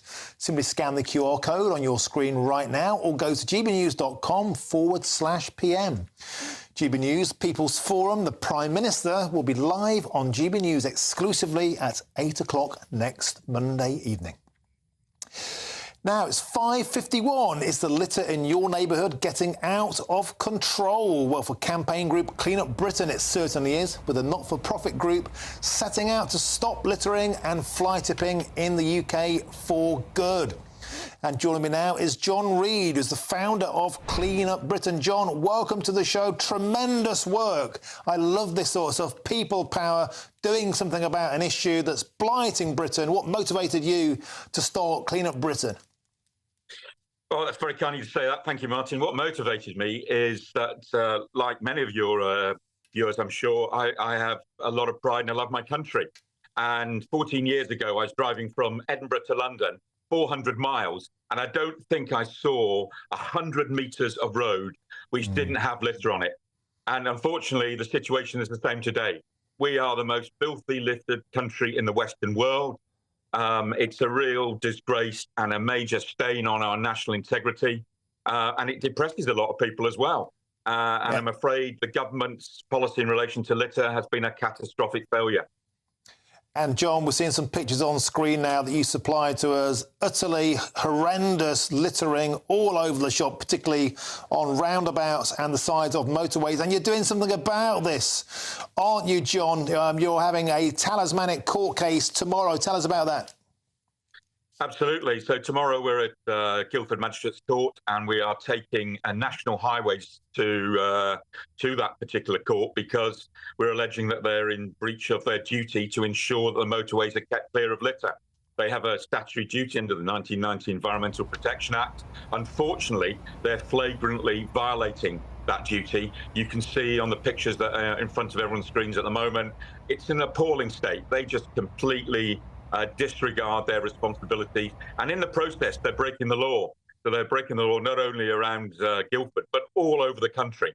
So tomorrow we're asking a judge to order a litter abatement order against them, and so we can help show the fact that this is a quango, a out of control, non-accountable quango, which by the way is given £5.4 billion of taxpayers' money a year, and it's just not doing its job. Not only that, it's breaking the law. And John, you said something earlier which I think a lot of people will agree with. We look like a third world country now, and the government doesn't seem to care. Yeah, I mean, it's really, really sorrowful to have to say something like that. The reason I spend so much time running this campaign is because I really care, and so do many, many people. I'm sure the vast majority, if not all your viewers, care as well. But actually, if you drive around Britain, we literally look like a rundown third world country, and the government just doesn't seem to do anything or care about it. And that's one of the reasons why we're bringing this court case tomorrow, because it's just so sad to see the country like that. You don't see any other Western country littered in the way Britain is. You absolutely don't. I know because I've been to every single one of them. Yeah, there are hotspots here and there like Napoli and Paris, but by and large, these countries are spotless compared to Britain. We need to do something about it. And I'd urge people, please have a look at the Clean Up Britain Twitter site, at Clean Up Britain, or our website. See for yourself. And what I'd say to your viewers is next time they get in the car, have a look. Okay, John Reid, we have to leave it there. Good luck in the court case tomorrow. The founder of Clean Up Britain. Superb. Thanks for joining me on the show today. I've been Martin Daubney. I'll be back tomorrow at 3 till 6. But before that, right after me, Michelle Dewberry.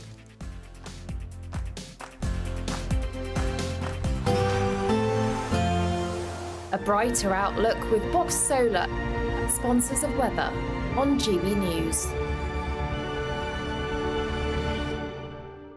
Hello, I'm Alex Deakin. Welcome along to your latest weather update from the Met Office for GB News. Some snow in the forecast tonight across parts of northern Scotland. Further south, it's rain we're contending with. This weather front, or set of weather fronts, is slipping southwards, bringing the outbreaks of rain, but also introducing colder air. It's been very windy and at times wintry in Shetland. The strong winds easing over northern Scotland, but another band of sleet and snow comes in through the night. It could turn icy as well, so we do have a Met Office yellow warning in place. Could easily be a covering of snow even at lower levels. Further south, it'll be rain that slips its way steadily across southern England and South Wales, keeping things above freezing here. But from northern England northwards, a pretty extensive frost, hence why it could be icy as we see that snow coming in, tending to fizzle out as it moves through the central belt. More snow showers coming into northern Scotland. Early rain on the south coast. Could be quite a grey morning here, but for many it's a fine, bright winter's day on Wednesday, and the winds will be lighter tomorrow as well. But it will be colder. Temperatures only 5 or 6 degrees for most places, maybe 8 or 9 further south, but that's a good few degrees lower than today. And then on Thursday, the wet weather pushes back further north. As it hits the colder air, a greater risk of some significant snow in parts of North Wales, the northern parts of the Midlands, Northern England and Northern Ireland. We have another Met Office yellow warning for snow for Thursday. Do keep up to date with the forecasts. See the warnings on the Met Office website. That warm feeling inside from Boxed Boilers, sponsors of weather on GB News. In the GB Newsroom, we bring you the news as it happens. With our team of dedicated journalists across the UK, we're ready to give you accurate reporting every day. When the news breaks, we'll be there with bulletins on GB News, the People's Channel, Britain's news channel. Have a great Saturday night with me, Leo Carson, this Saturday Night Showdown. It's a crazy world out there, so come and make fun of it with me, my panel of comedians, and a couple of people who actually know what they're talking about. This Saturday Night Showdown is your front row ticket to the clown show every Saturday, only on GB News, the People's Channel, Britain's news channel. GB News Breakfast. Every day from 6 a.m. Lots of people very concerned about what's happening in the Middle East. Iran obviously denying it, but the next move from the United States, our key allies, will be absolutely key. Absolutely right. And I think there's a lot of talk about where this could go, whether the situation could be escalated. But I think the chatter is heading in the right direction, which is about de-escalation. So if there are going to be targeted sanctions against Iran, that's already happened through expelling certain diplomats and other measures there. But you can do that without arm-to-arm combat at this stage. But I think the US will be weighing up all of its options. Antony Blinken obviously gave a press conference in the United States yesterday to say that, there will be a response from the US, but it'll be at their time and it'll be in the way in which they think is the most appropriate. So all eyes are now on the United States as to when it makes that move. Yeah, and it's fascinating, isn't it, how domestic politics plays so much into international politics. The States, they've got a presidential election this year. We've got a budget coming up. So all the noise, both sides. You've got Donald Trump saying, go a bit more hawkish, I suppose you could say, than President Biden. And here we've got all the generals. We've got the Secretary of State for Defence coming out saying we need conscription, we need more cash. But a lot of that is part of the sort of national narratives rather than actually looking at what's happening in Iran, isn't it? It is. I mean, it plays into, the very uncertain times that we're living. And you're absolutely right. There'll be supporters of Donald Trump who are clearly adversaries of Joe Biden to say we must act now. It's a demonstration of showing your strength. Opponents of Biden will say that the US looks weak if it doesn't take action now against Iran, who are clearly, as we know, funding these at arm's length organisations like Hezbollah in Tehran, like the Houthis who are carrying out the attacks in the Red Sea. So Iran is responsible.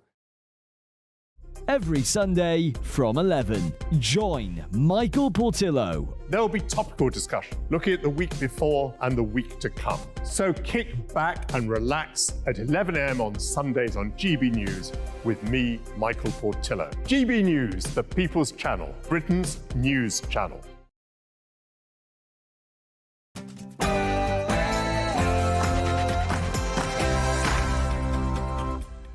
Hello, good evening to you. I'm Michelle Dewberry. Coming up tonight, Prince Harry has, of course, arrived in the UK to meet with his dad, our king, following his sad and shock cancer diagnosis. So I'm wondering, is this the beginning of a family rift repairing itself? Should it be?